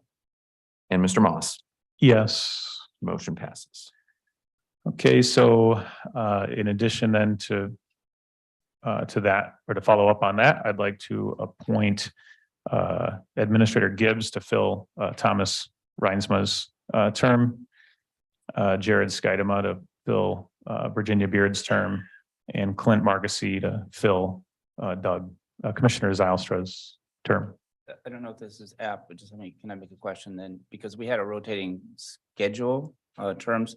When my term was supposed to be up at the end of this year, the person who is filling my term, will they come to TNR or will it just be an appointment process from now on out? Good question. So I believe the board and talent and recruitment is going through that whole process of reworking how all of the appointments are done. So Okay. the outcome, I think, will come out of that. Yeah. To be determined.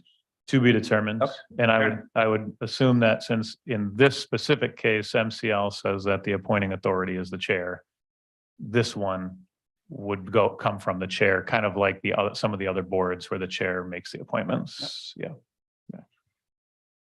Okay, moving on to previous item C, the administration personnel request. Could I get a motion on that, please? So moved. Support.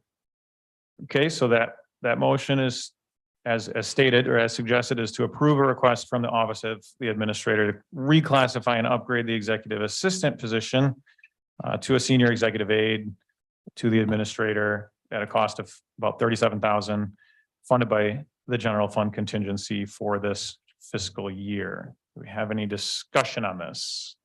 Mr. Chairman, Commissioner Bergman. I've been on this, and I know many of you would laugh at this and say this is, this is one of those old white guys that's been on this board way too long. I've been on board, this is my 11th year on this board. We've had administrators in the past that have done most of this. And I guess my question would be, what is, are we putting our administrator on the shelf? Or is there anything left for him to do? Because Not putting them on the shelf, yes, more for him to do. more for him to do, is that right? Absolutely. Well, it looks like it's a lot less for him to do. Oh. Because we're giving this person most of what he should be doing. Could I, Administrator Gibbs, yeah, if I go could ahead. speak to that, I'm the one who requested this, so I'm not putting myself on the shelf. Okay, good. I don't think that would make very much sense, but there is a lot to do in this position. It's drinking from a fire hose. And so I think equipping myself with the resources to do what's right by the taxpayers and by the Board of Commissioners is the right thing to do. We have an opening right now at the executive assistant position.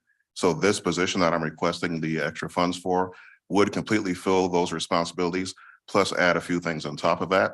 That's why, for example, there's a requirement for a master's degree in there and a certain level of experience with being on boards, et cetera, because those are precisely the kind of things that we deal with here. You do become a very interesting points in that in the past, this kind of position may not have been there, which is true. Whether that is a good or a bad thing is the next question. But I do think that this is necessary to be able to make sure things are running properly, to make sure things are firing on all cylinders. Okay. It just seems like these are things that were all taken care of before you came. So I'm not sure what additional things there are that are going to be needed to be done. Well, for example, I understand that previously most of the votes by the board were 11-0. There wasn't necessarily a whole lot of oversight or deliberation done on many decisions. But as you have noticed, the current board and myself as well, we are very hands-on. The county is well run, and I'm very thankful for that. We have great directors, great electeds, and great staff.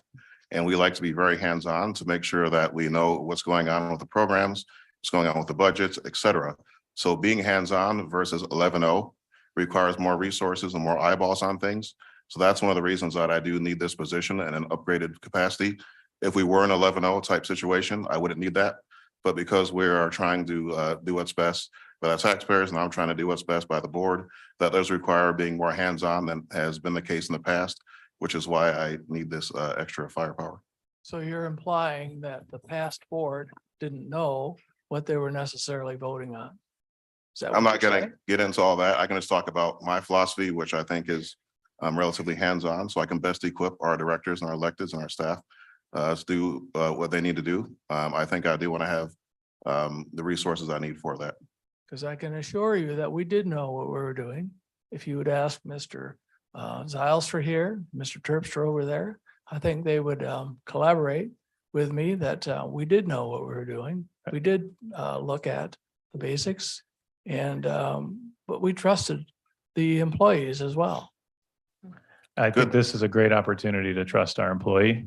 It's a small request for, $37,000, which is built into the contingency. I think that's a great idea. All right, rest my case. Any other discussion? Yeah, no, Commissioner no. Zylstra Thank you. I really was next. appreciate that, Mr. Chair. I'd rather not direct my questions to yourself or to the administrator. Oh, Sorry. go ahead and Yeah, ask. thank you, Mr. Administrator. A lot of questions about the justification for establishing a senior executive aide position. And I guess a lot of them revolve around the duties. Just help me out here. What is a confidant and a body person, and what benefit do county residents get from, somebody who fulfills those two duties? So I can speak from my background at the federal level. These are very common positions at actually federal and state levels for a person in a position like mine to have. For example, the two roles that you mentioned, which will be incorporated into this role, would basically be, if I'm at meetings, it's someone that's there with me to help me take notes. Ideally, a person in my position is supposed to be interacting, listening, and not necessarily doing the note taking. That's not the most efficient way of doing it.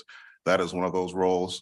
Helping me organize after that meeting and making sure that I need to follow up on what I need to follow up on, making sure I catalog everybody I've met with, et cetera. Those are things that if you're very busy going from meeting to meeting, back to back like I am, you absolutely need someone to help you with those kind of things. That's often called the chief of staff as well, type of role. So those are just a few of the things. And any, even on the private sector in any type of executive position, as well as at the federal or state level, this is totally commonplace. It'll be unheard of to have a position like mine that doesn't have that kind of support. So this is kind of, I feel, bringing this role into the modern age to make sure that it has the full support it needs. May I have a follow-up question real quick? Yeah, go for it. Yeah, and I guess it's more of a process question. What does the hiring process for this position look like? I mean, are we gonna involve, in the past when we've had a, you know, position at this level, you get 2 or 3 folks together with HR to make a team and make that, you know, make that decision? Yeah, I think we'll do that. I mean, if the board approves this, then it would be posted. So anybody can apply for it. Then we'll look at the resumes that come in and we'll decide who we want to talk to and then make a decision from there. So we don't have anybody lined up right now, is that what you're saying? Okay.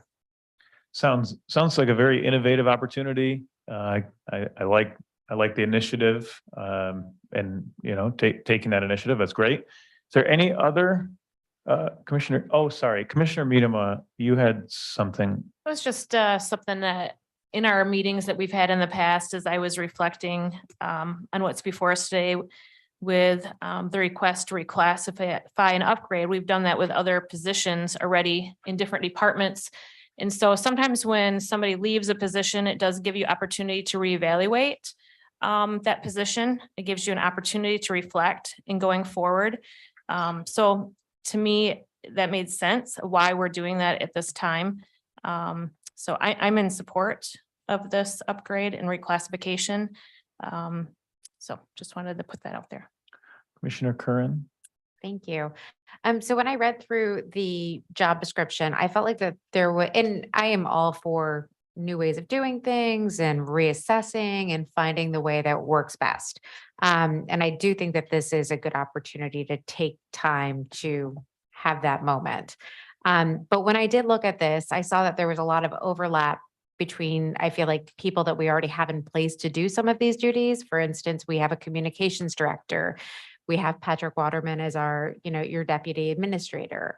And I feel like there's a lot of overlap between duties. And does it seem like maybe we have people to do these things already in place? I don't think so. Patrick is doing a great job. Shannon and communications is doing a great job. They're both doing excellently. So I'm very happy with what I see in those positions. This is more of, it's called senior executive aide to the administrator. I think that's a good description of it. It's to help me with what I need help with, above and beyond what Patrick's already doing for me. He has oversight over several departments, so he stays in touch with them, and I ask Patrick to do things all the time, so he's executing on that. But there are certain things that I need to do and in my daily duties that it's just, drinking from a fire hose, as you know. So this is just to help out with those kind of things, and it's not to replace anything that Shannon is doing or Patrick's doing. And my other question is, has this already been pushed through the finance, and have they found the numbers in the budgets to, Yes, that's in the packet. Okay. And that spreadsheet that you see in the packet did come from finance. Gotcha. Thank you. Commissioner Bonema? Well, this wasn't drinking from a fire hose for the last 2 administrators, so I'm trying to understand that. Because we were told that you're overqualified. I never said that. We were told that you were overqualified. So first of all, I never said that about myself. So I would recommend that you respectfully could ask those people who said that. Secondly, you're right that the previous administrators not have this role, but that speaks to the fact that myself and the entire board are in a bit of a different capacity, perhaps than the previous administrators, and that we're a bit more hands-on in terms of how we do things. So that does increase the workload of what we're doing, and that necessitates this position.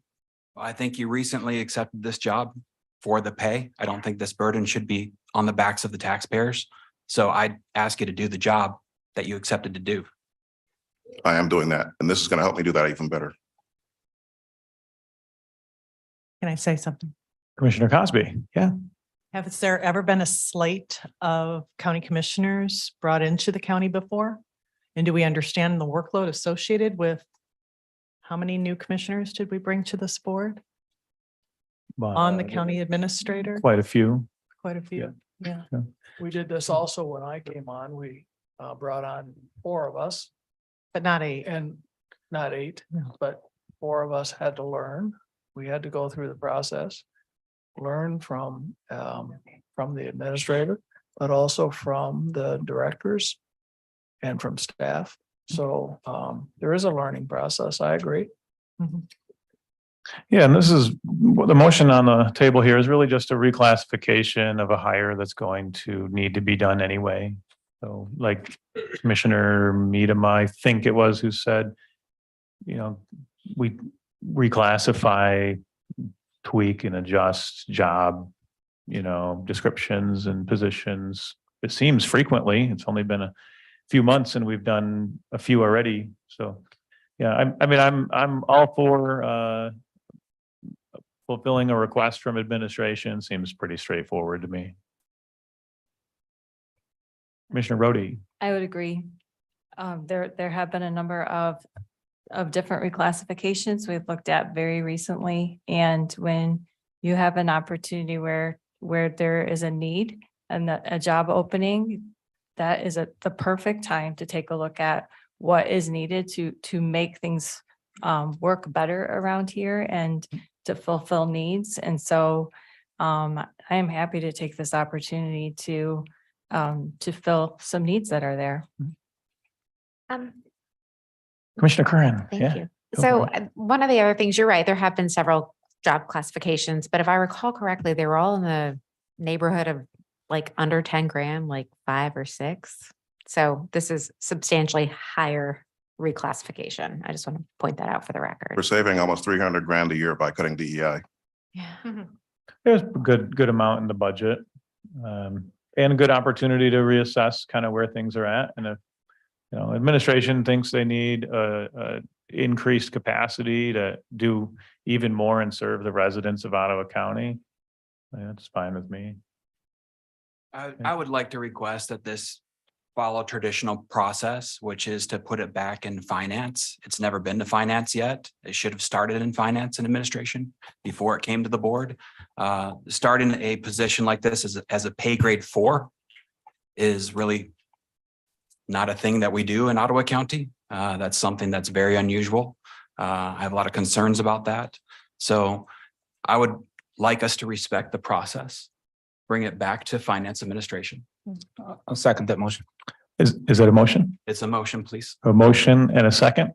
Is there any additional discussion on denying the request and sending it back to finance? Commissioner Rhodey. I would just state that when you have an administrator who's in need of support, that might look different than another position that is in need of being filled. In that we have somebody who's leading the entire county who has a gap due to an employee leaving. And so expediting that process could be a good thing to go ahead and do. But a pay grade 4 is nearly the same level as a director of an entire department. That's what we're talking about. Yeah. That's Well, a significant investment. A director's It's also salary. the same level as a management analyst. So this is well within range for a position like this. Commissioner Zylstra. Yeah, I mean, I don't have a problem with moving it back to finance. I mean, we have an administrative director we hired at the beginning of the year. Stephanie's there. I think we have the bandwidth to kind of go through the process. You're shaking your head no. Right. No, I might push back on that a little bit. That we don't have an administrative. No, director, or- that we have, the capacity. I think the Okay, administrator. I mean, that's a subjective thing. I just want to make sure that we do have an administrative director that we hired at the beginning of the year, right? If I could just finish briefly. So the administrative director does not work or report to Administrator Gibbs. No, I understand that, but what And- Administrator Gibbs has talked about is that because of the unique circumstances of this board, that's why he's asking for a little bit. So I thought, Right. we have the administrator director to kind of help us with that aspect of it. So kind of soften some of that bandwidth issue. Right. So Help I don't see a us. problem. I guess I'm just making a statement. I don't see a problem pushing it back to finance. We do have the bandwidth right now to handle that. Right, but the administrator is saying he doesn't, I think is what he's saying is he doesn't have the bandwidth. Okay. We actually do have a vacancy in this current position that does need to be filled, and sounds like the request is to amp it up a little bit, do more for the county, but seek to fill the position that's vacant, I think. Yes, if I could also interject, the next finance meeting, I believe, is April 4th. And then the next board meeting after that is April 11th. So that would be like a month delay. I would very respectfully and humbly request that if we could do it here as opposed to going to the finance committee. That would be best for the administrator's office. Is there an option to withdraw that motion on the table? I think you absolutely can rehire your administrative assistant that left. You absolutely can do that. But I think trying to create a new position at a pay grade 4 is something that needs to go through finance. If that's what you want to do, my motion is if you're trying to create a new position at pay grade 4, that it goes back to finance. If you'd like to hire an administrative assistant to fill the vacancy, you can do that anytime. Can we call the vote? So we have a motion to send to, let's see. A motion to deny the request and send this back to finance. Will the clerk please call the roll? Oh, Commissioner Ebel, what? Well, I'm just looking at the agenda right now and I'm on page 3. I think it's, let's see here, 7, the consent resolutions, and I'm looking at 7M. And there, it's written there, to approve the proposal to change 1 FTE full-time benefit senior secretary. I don't know, it's group T, I don't know what that means, but a position as universal pay grade 4 to an administrative assistant unclassified as universal pay grade 7. So is this, I mean, it sounds like this is. That went through finance. That went through finance, okay. So, but is this different than what he's asking here? So I'm just kind of wondering how that works. Well, I believe Yeah, could Patrick speak to that? no. So what you read off on the consent agenda, that's a position, pay grade 4 to pay grade 7. This is a pay grade 13. So that's why the numbers are different. Okay, great, thank you. But the roles and responsibilities are different as Yeah, well. much higher. Much Yes. higher, yeah. Right. Okay, so one last review and then we'll call the roll. Deny the request and send this back to Finance Committee. Mr. Terpstra, Yes. Mrs. Curran, Yes. Mr. Zylstra, Yes. Mr. Belknap, No. Mrs. Rhodey, No. Mrs. Medema, No. Mrs. Ebel, No, Mr. Bergman, Yes. Mr. Bonema, Yes. Ms. Cosby, No, Mr. Moss. No. So there's, Motion fails. thank you. There's then a motion to approve the request. Any final discussion before we go to a vote? Any last comments? Okay, the clerk could please call the roll. Mr. Belknap, Yes. Mrs. Curran, No. Ms. Cosby, yes, Mr. Bonema, No. Mrs. Rhodey, Yes. Mr. Zylstra. No. Mr. Terpstra, No. Mrs. Medema, Yes. Mrs. Ebel, yes, Mr. Bergman, No. Mr. Moss, Yes. motion passes. Thank you. We're moving on to 10 committee reports. First up is Paul Klimas. Welcome. Afternoon. Ready for some more tech? Ready. I mean, your broadband discussion was interesting.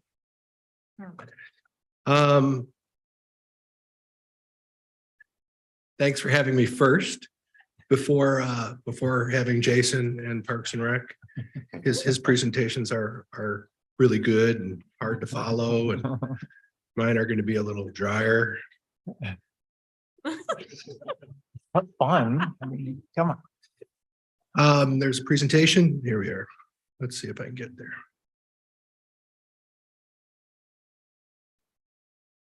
You may not be able to read this, but there really hasn't been a lot of significant change in IT over the last year. Most of the investments were made over the past 3-4 years. So it was a maturing year for us, getting more acquainted with things. But IT is aligned with the industry, with proven architectures, frameworks, and following industry best practices. IT is stable with capital management, augmented staff, and of course, a tremendous talent pool of resources. IT is strategic with innovations in business automation, collaboration frameworks, multi-cloud, business analytics, you name it. There's a whole host of things that we have on the table. IT is secure today with both business continuity and disaster recovery plans. And of course, IT is collaborative with the other departments and business units with hundreds of applications that we support directly or indirectly. We have a team. We support over 1,300 users, 1,500 PCs, 500, more than now 500 servers. A whole network for all of our facilities, and a broad array, as I mentioned, of architectures and solutions that everybody's using. I mentioned that we are maturing this year. Go for a few more slides. I'm willing to dive in deep if you really want to. My wife would say, I don't want to, but I'm ready for that. To us, it's exciting. Let me put things in context of maturing. Over the last several years, we went from almost being fully on-prem to being cloud-oriented, multi-cloud structures with a lot of security. We went from one-off purchases of software and business practices to Office suites and Office 365 with it's got a host of array of tools and capabilities. We went from individual purchases, like I'm saying, to enterprise agreements with Cisco, with Microsoft, with OnBase and Highland, and a whole bunch of others. So we've matured a lot in these last 3 years. We went from doing a lot of custom programming and development to using proven architectures, software as a service, things that are used throughout government and others of similar size. Like I mentioned before, we're strategic aligned with the industry with best practices and sustainability. So let me hit a few highlights. I've said we're secure. We invested a lot of time and money in the last 3-4 years with things called SIMs and NACs, and that's strategic information and event management and network access controls and two-factor authentication and mobile device management and all the things that you would expect an organization our size to have and be proficient in. That took time and learning and resources, as in like money. So thank you. I mentioned that we went to Office 365 and the use of Teams and SharePoint, and we're leaning on organizations and business units now to embrace that set of tools. Let me try and get back on a slide that may make things more sense. Not that you're reading the slides, but it's all in your packet. Like I said, we've embraced multi-cloud architectures. We use Microsoft Azure services to offload a lot of our architecture now and will grow in the future. We have worked with chatbots, lots of chatbots, bookings, AI tools. We have a whole suite of artificial intelligence capabilities right now. yes, we're playing with ChatGPT 2 as a potential alternative to an interface to our website. So you could just ask it and it will tell you, as opposed to trying to go through the menu systems and try and find things for you. We have embraced what's called iPaaS, or integration processes as a service. With this architecture of multi-cloud and SaaSes talking to software as a service and others talking to it and trying to integrate all those things, sharing data and work process is complex. So we have embraced iPaaS, and we are deploying that in the next few months. And as I mentioned, there are, of course, numerous, I won't steal the thunder of the business units, but they all have their own frameworks and architectures that they're improving work processes under, whether we're talking the clerk or we talk the sheriff, or, you know, with body cams and who knows what. But we're there as their partner to assist them in that deployment, engagement, and especially integration. The challenges we face remain the same from prior years. So there's always security concerns. And that's ever growing, but I don't anticipate we're going to need any more investment. We just need to refine the use of the tools that we already have invested into. Collaboration architectures, like I've talked about with iPaaS and other things. Hybrid office, talent management continues to be a challenge for us. I mean, it's been a highly competitive market in IT way before COVID.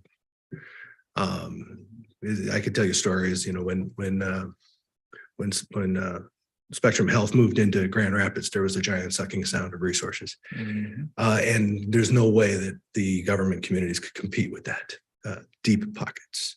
And the same thing happened when a lot of the local service providers were gobbled up by national firms in our region. So it's evolving quickly. Of course, the pace of change is always a challenge for me. Not that I'm getting slower with my age, but it's getting faster.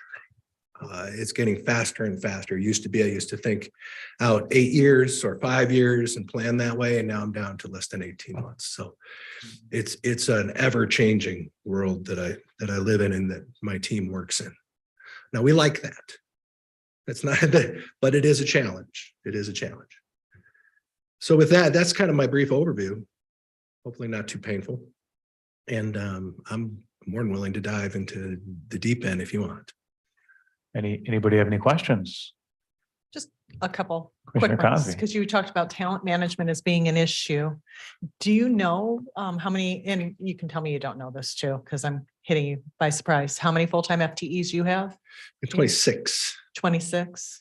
And how many contracted?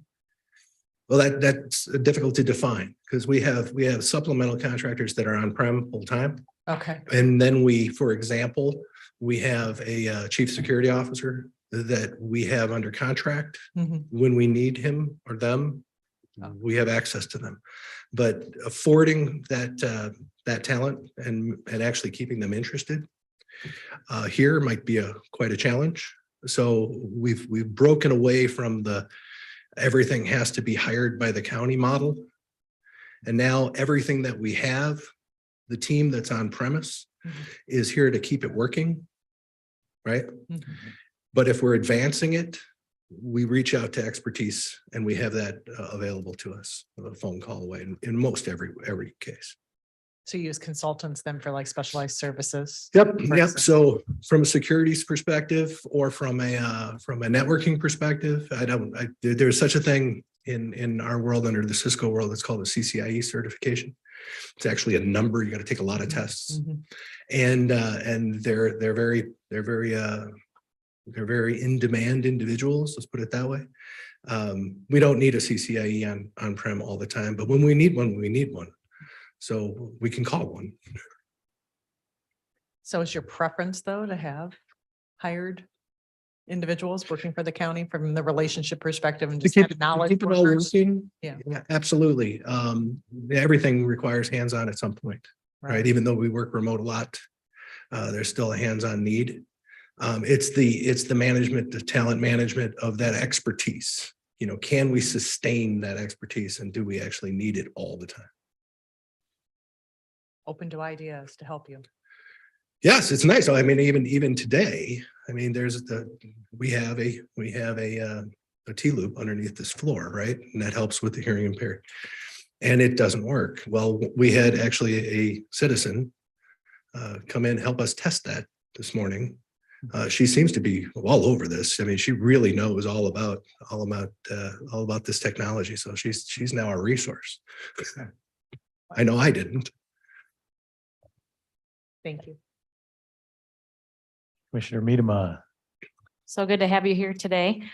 Just wondered, do you have one current thing that you would love to share with the board, something you're proud of you and your team? And then maybe a goal that you have for this year and the future that you're excited about the potential? I'm putting you on the spot. So. There's a lot of things that I'd hold up as quite big achievements. I mean, when I joined the county 3 years ago, there was a lot of concern amongst staff. They were used to doing things a certain way. Paul shows up with a Mac. And our operations manager says, well, we don't support that. And I looked at my thing and said, well, it says director, so we do now.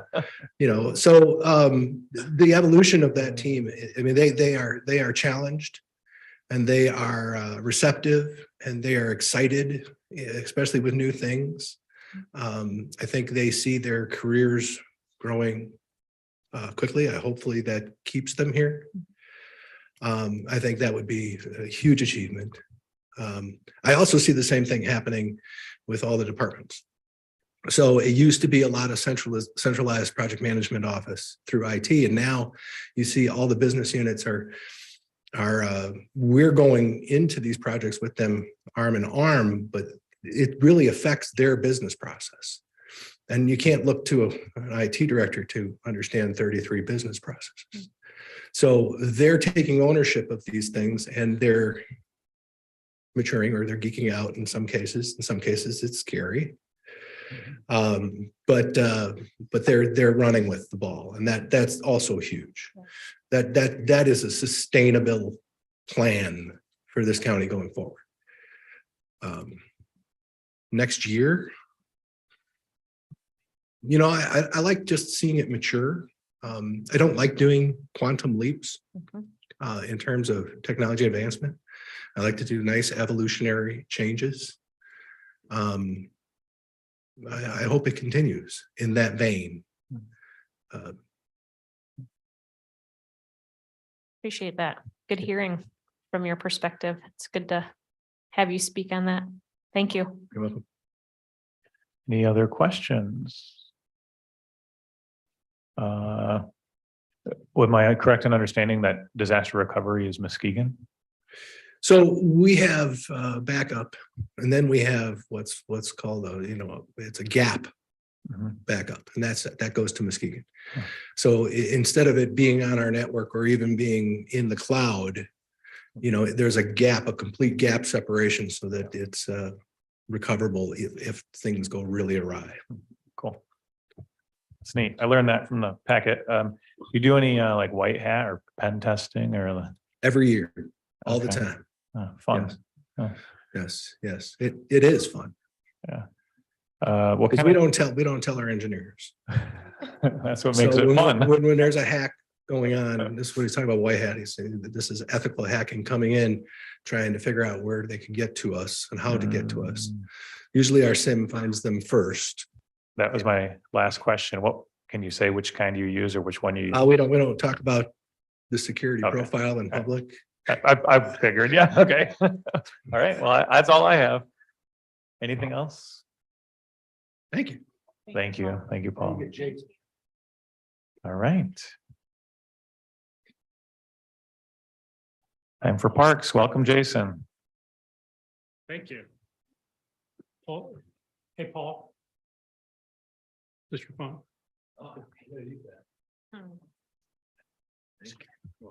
That was a test. Here we go. We've passed. He's trained you well, Jason. Thank you, Chairman Moss, Commissioners. Thank you for the time. So the Parks Commission's been around since 1987. We passed our first millage in 96. The commission is made up of 10 members, so 2 of which are members from the Board of Commissioners, Commissioner Terpstra and Commissioner Miedema.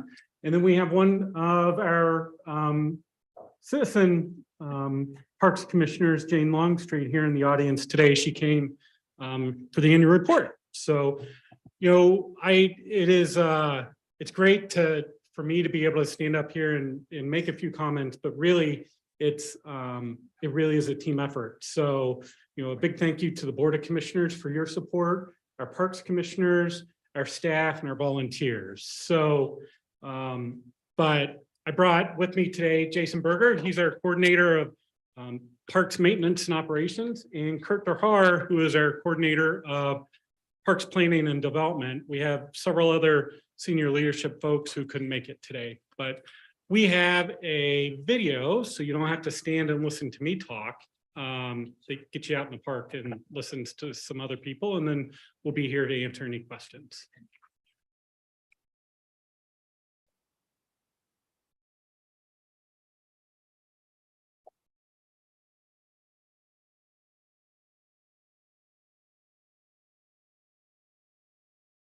Ottawa County is well known for its incredible natural resources and parks.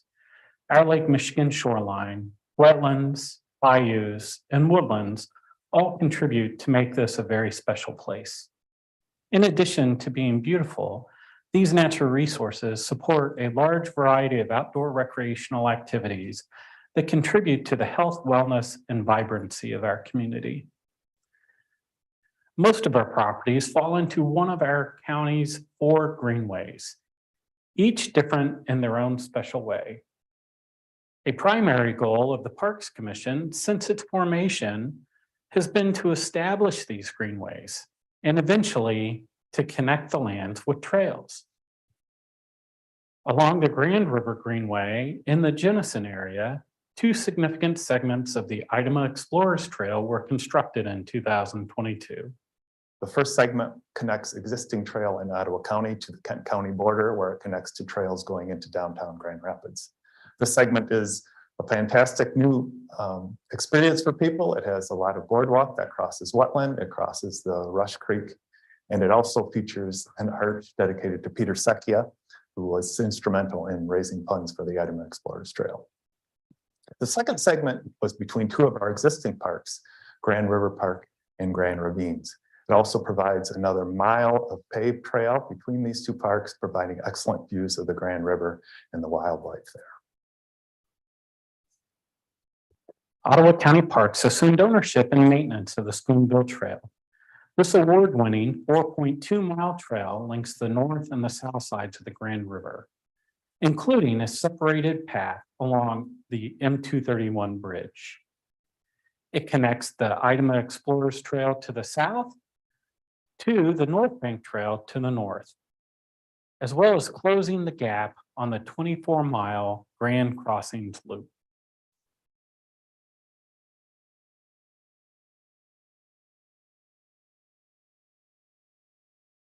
So Ottawa Sands at the terminus of the Grand River into Lake Michigan is this incredible resource of coastal dunes. So many people have already fallen in love with it, but it has really limited access. So through the private funding that we've been able to secure, we're able to develop additional public access, loop trail system around the lake, public restrooms, as well as an outfitted camping that we're calling the Idaho Explorers Camp.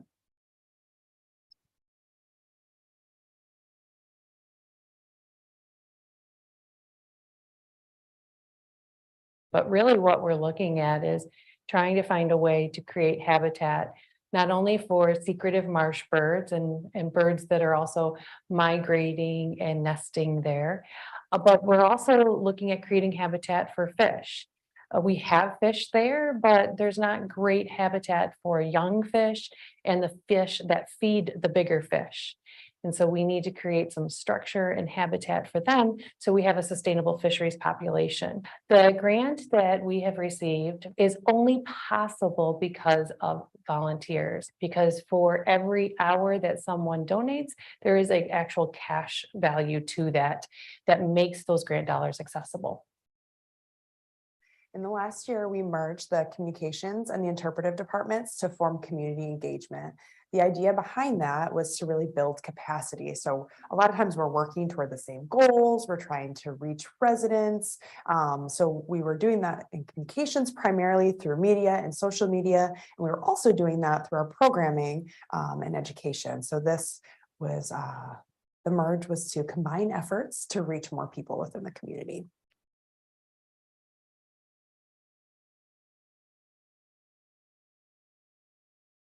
A really exciting partnership that we had this year was with the Shoreline Amateur Astronomical Association. They've been our partner for many, many years, but their most exciting project today, at least my opinion, was the groundbreaking of the public observatory that's here at Hemlock Crossing. We are so excited to be welcoming people out to the park, not just to enjoy the nature that's on the ground, but also in the sky. An exciting program that we have been working really hard on, not just in the last year, but over the past couple of years, is called Parks for All. So that is an initiative where we will try to get every fourth grade student in Ottawa County out to a park near them to participate in some outdoor education.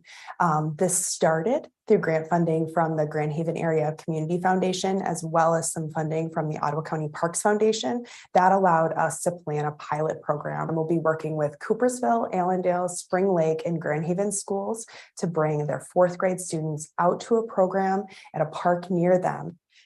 Ottawa County continued partnering with Hope College to develop ideas for offering meaningful, community-minded art and nature programming in the Holland area.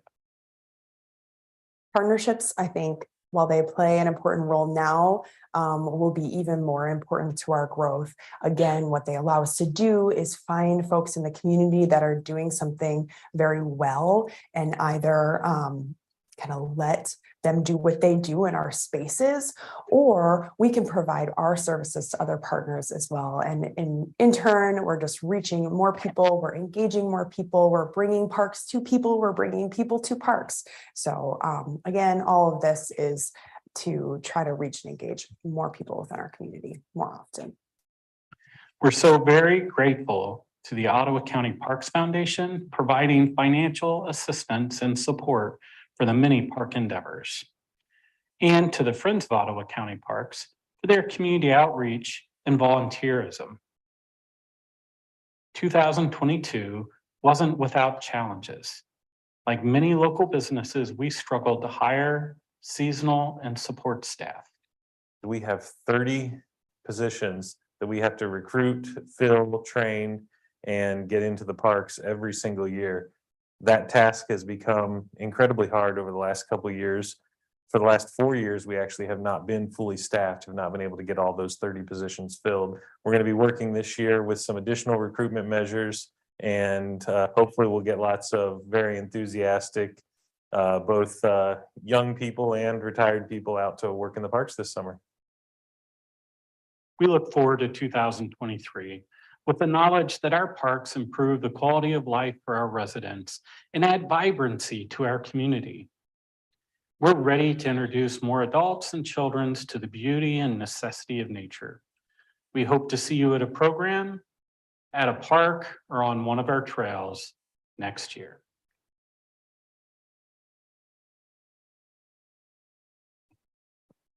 So that's a whole lot better than me trying to stand up here and talk. So, but I'm happy to answer any questions anybody might have, or ask one of my staff to come up. Any questions? Commissioner Miedema? That was a great video. Thanks for sharing that.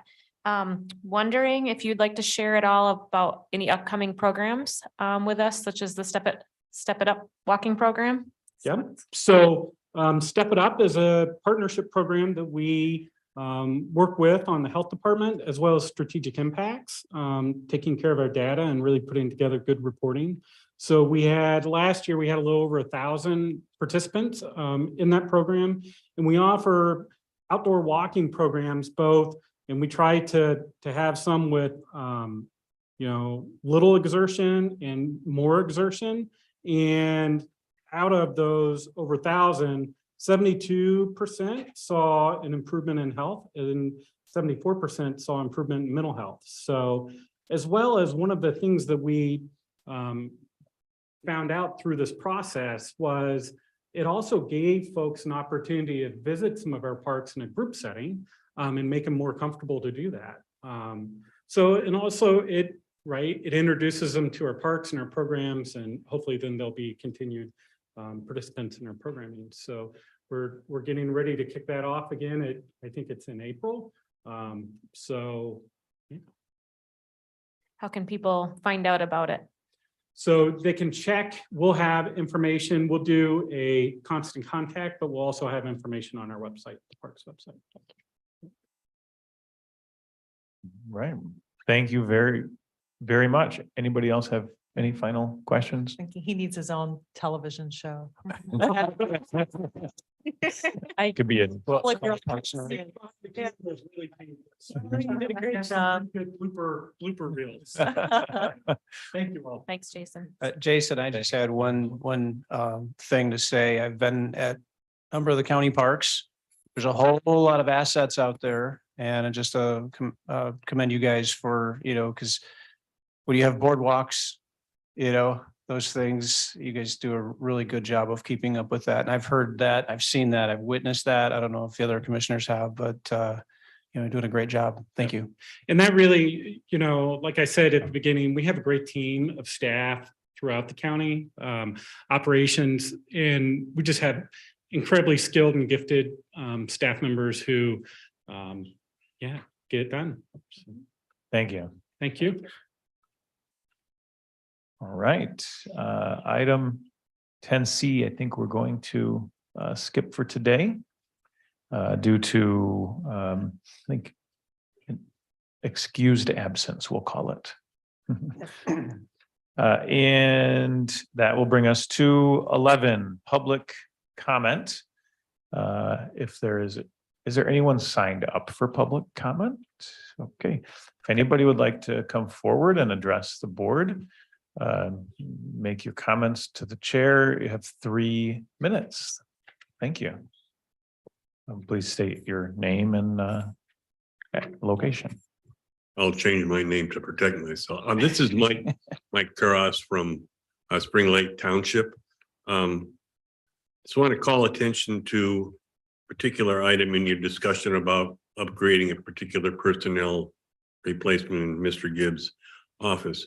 All of that was precipitated by the departure of Regina. And I just want to call attention to her extremely valuable presence. She had a lot of corporate memory, which no amount of skill set enhancement is going to replace, as did her predecessor. And I just note that, as I understand it, she was pirated away by a neighboring county's new administrator. We might think about reciprocating the action. Anyway, thank you. Thank you. David Moore in Allendale Township. I want to start with just saying that yesterday morning, I spent the day traveling to Muskegon in the snowstorm to attend a court hearing that I was under the impression was going to take place about a lawsuit and an injunction. I had to dig very deeply to even find the information to know where to go and how to get there, only to find out that it has been postponed until the 31st. As someone who cares and someone who wants to hear for himself so he doesn't have to try to rely on a press or a false media, I think it would be a great idea to kind of inform the public who you serve when these things are going to happen and actually have them happen. It wasn't fun driving in the snowstorm, nor was it fun wasting my time. So that being said, I want to talk about the broadband thing I just heard about. And being out here, we hear things a little different, or maybe I do. Basically, an overview of what I heard is we're gonna have a $20 million investment. 3/4 of which is by the government or the people, taxpayer money.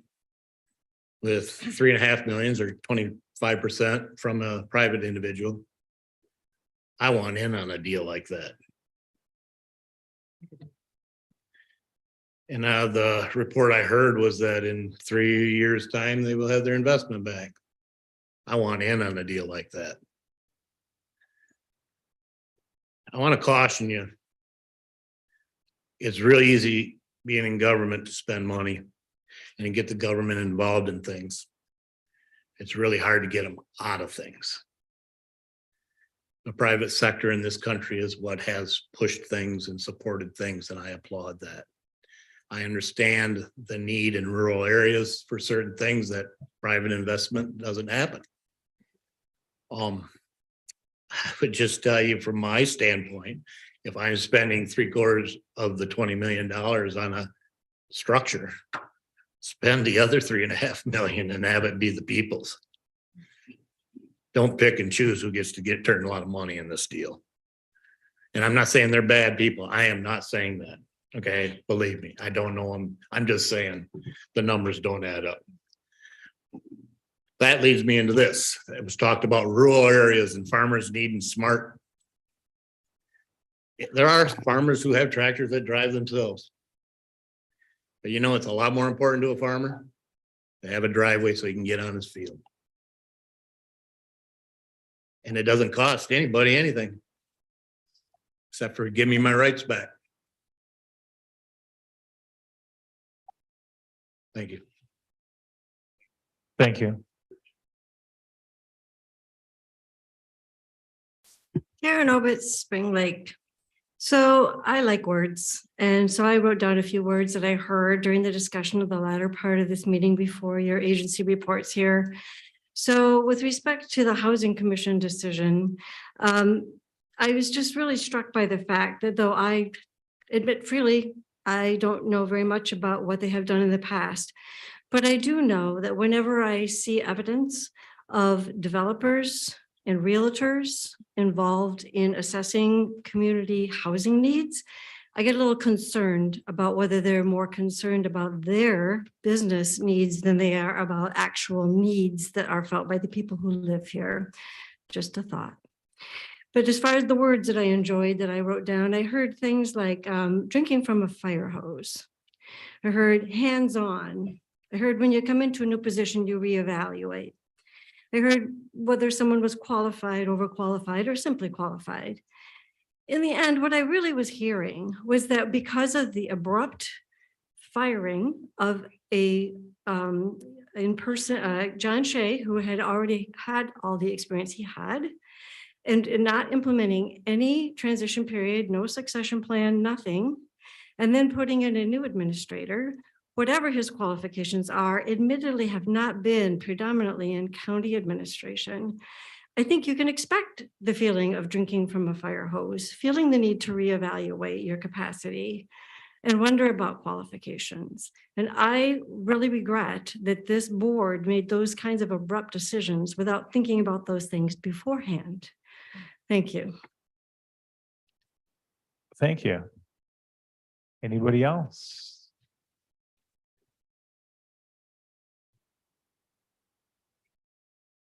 Me again, thank you. In the previous comments before the meeting, there was a couple of them that talked about childhood vaccines. And I've got a PhD in biochemistry. I've been teaching chemistry for 50 years before I retired, 45 at Grand Valley. So that was always something that interests me. I just found out that none of the 73 childhood vaccines that are pushed on children have been tested with a double-blind placebo study. All the tests that were submitted were testing a vaccine against another vaccine to see if there's an improvement of fewer side effects. How many parents know that when they go to the doctor's office and have the doctor push the vaccines on them? The board in 2015 passed a resolution in Ottawa County that all children must be vaccinated to attend anything any school, any pre-K, and very little print, you can get an exemption. People, I think that needs to be readdressed, honestly. I don't know where, I think it's 2015. People need to know that. People need to know that they can opt out. People need to know what they're giving their children. You wonder how in the world did these get approval? Well, there is a revolving door between Big Pharma and the FDA. They go back and forth, CEO of one, now on the FDA board. And who is the leader of the bioethics of the FDA? It's Christine Grady, the wife of Anthony Fauci. People need to know what they're dealing with. Sorry, I'm back up again. But again, these deaths that have occurred, they need to be investigated. Again, as I always do, I give you the VAERS report. Even the report is about only 2.3 is reported. Right now, there's 34,653 deaths after the shot. And that means that in reality, it's probably about 1.5 million. And here's the graph. You look at it. Why did it shoot up so high right after the COVID vaccines were introduced? No one is looking at it. And too bad the media's all gone, because they need to have some reporters checking into this. So here's my report again for you. Thank you. Thank you. Oh. Is there anyone else who would like to address the board?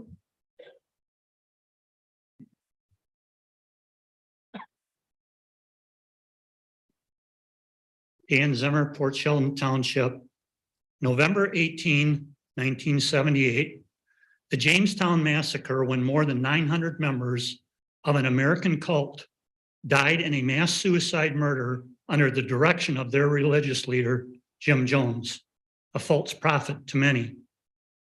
The Bernie Madoff investment scandal defrauded thousands of investors out of billions of dollars.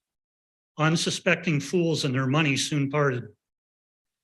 Elizabeth Holmes, the founder of Theranos, claimed to be able to revolutionize medicine by performing hundreds of screening tests from a single drop of blood. She had a high-profile group of believers that in due time discovered her lies and deception. It is interesting how events and outlook can undergo a paradigm shift of being worthy of public trust, and then when reality sets in, only to be seen as flawed deceivers with ill intentions.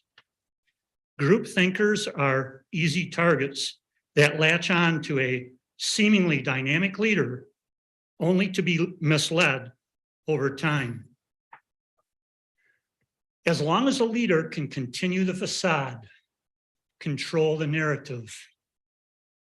To date, this board has promulgated discord, fear, 2 lawsuits, a temporary restraining order, 3 months in, and lawyered up. At the taxpayer's expense, Joe Moss, the poster boy of Ottawa Impact, could care less. It's other people's money. Furthermore, it is the redistribution of wealth from Ottawa County to common law. Pitiful and shameless. Thank you. Is there anyone else? All right, seeing none, I will move to. We do have some online if you. Yeah. Yes, thank you. We have Adria Hill. Please state your name and township or city, and you have 3 minutes. Thank you. Adria Hill, Howland Township. I am concerned about the advice that corporate counsel is providing to the board. During the previous board meeting, Mr. Jordan did not advise the commissioners on the implications of revising the December 13th resolution. When asked what the purpose of making the change was, he responded that it was to correct the record. However, the next day, MLive reported that Mr. Jordan said that Hambley's appointment could not be fulfilled because the previous board did not take a second vote to approve her appointment. And in a motion filed in Muskegon Court on Friday, the same claim is used and asks the court to dismiss her lawsuit because of this. Why did Mr. Jordan not make this statement during the commissioners' meeting? He had plenty of opportunity to share that the revision would cause Hambley's appointment to be voided, but he maintained that the revision was, quote, merely to correct the resolution. This was a change that he recommended, which makes me think one of the following are true. Mr. Jordan intentionally withheld this information from you, his clients. Mr. Jordan was asked by someone not to share these facts in an open meeting. After all, Mr. Moss is the one who asked him to look into this issue. And Mr. Jordan was not aware of the implications of this change and is potentially incompetent to serve in this role. Whichever is the case, I am concerned at the quality of counsel you, the board, are receiving for $225 an hour. Thank you. Is there anyone else online? Yes. Wonderful. Joe Spalding, you have 3 minutes if you'd like to unmute. Please state your name and jurisdiction. Konnichiwa. My name is Joe Spalding. I am here calling from Holland Township. I wanted to speak about the appointment of Mr. Gibbs to the Ottawa County Housing Commission. Mr. Gibbs was never actually confirmed by the Senate for his position at HUD. So it's hella weird to be putting more on his plate right now, especially when he's here at this meeting with his hat in his hand, begging for a body person, which if folks don't know, that's like Dwight on The Office for Michael, or like Gary on Veep for the vice president. I know he claims to have worked on homelessness in Japan. Here's a fun fact. The homeless rate in Japan is so low, it's statistically easier to find a Japanese person with albinism than one without a home. That's a fact. His boss at HUD, Ben Carson, flip-flopped away from supporting positions that have helped Japan keep their homeless rate that low. And, you know, frankly, Mr. Gibbs is unqualified, overburdened, and in my opinion, quite creepy. He's missing meetings. He's categorizing employees, long-term county employees, as either with him or against him or his political party. It's clear that you have him appointed there on a witch hunt to weed out folks. It's some sort of weird patronage situation. You should know that I've played a key role in unelecting local bad politicians across the country, about a dozen so far.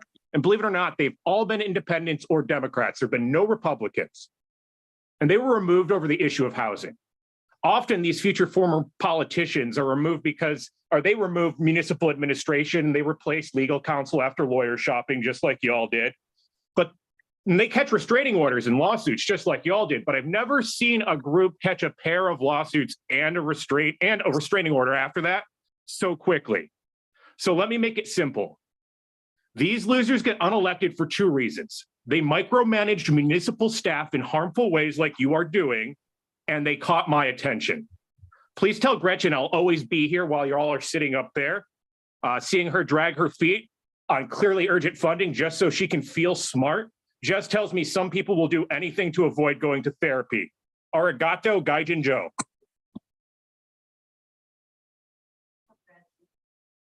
And the last person that I have is Ronnie. Please state your full name and jurisdiction, and you have 3 minutes. Hi, this is Ronnie Allendale. Thank you to those of you on the board who are staying the course that you were on when you ran for office. While that path has changed some, the overall course remains the same. You were elected to make necessary change and to keep the departments accountable in their use of our tax dollars in human and natural resources. I've attended these board meetings since early spring of 2021. There was a homogenous good old boys club running this county. While I'm no brazen feminist, even I could see that. With minimal constructive critique, decisions were made, money was shuffled, and programs rolled out. As a member of the public, I thought I'd never quite understand how the county worked. However, increasingly since January, these meetings have been more informative. There's still info overload, but it is much more understandable thanks to the conversation by board members. Before 2023, our health department was following the national narrative that has now been soundingly debunked in most people's minds, despite all attempts by corporations, media, and the federal government to continue to use it to hijack freedom. It was also shamelessly peddling abortion resources on the county website. Additionally, the DEI department was creeping into local corporations who use taxpayer dollars to push a toxic Marxist agenda. Much more oversight and change was needed. Because there hadn't been much oversight in a long time, it came as a surprise to county employees whether it should have been or not. It seems many were used to the yes men never batting an eye or questioning and simply approving and passing. But that's not how public service works. Public service starts and ends at the feet of the public, the taxpayer, the voter, the resident, the customer. County employees are not arms of the state or federal government. You serve the people. Sweeping change is often painful, but inevitable. Like anything for which change is no longer optional, confrontation and stress do result. So this blowback isn't really a surprise. The anger and arguments have been heard. You've exercised your voice and your vote. Your fears have been vented. To those of you who have spoken, the Constitution is to be thanked. Our founding fathers would be proud. It's only responsible as a new board to set up the processes and personnel to foster this necessary change. Thank you to this board for hiring and supporting Mr. Gibbs and for the wisdom to hire constitutional legal authority counsel, and for continuing to make choices that align with the values you were elected to uphold. Thank you for your work and staying on the course that you're on. Thank you. That is all, Mr. Chair. All right. Item 12, additional business. Report from County Administrator. Anything additional to add, Administrator Gibbs? Nothing really, just reiterate some things I've already said, that we're heading into the strategic plan process. So we'll be updating that going forward, and that's going to be a great process with all the directors and elected officials. Same for the budget process, which will be kicking off here pretty soon. So we look forward to taking a comprehensive look at the budget and seeing where we're going to take that for FY 2024. I've been making the rounds to all the different campuses here in the county for brown bag lunches, which have been a really great opportunity to meet with a lot of employees and to just get to know people and hear what people do on their job. And it's been a great process. And I think there's like 20 or 30 on my calendar coming up over the next few months. So I very much look forward to continuing that. So that's it. Wonderful. All right. Well, seeing we've reached end of business, we are adjourned.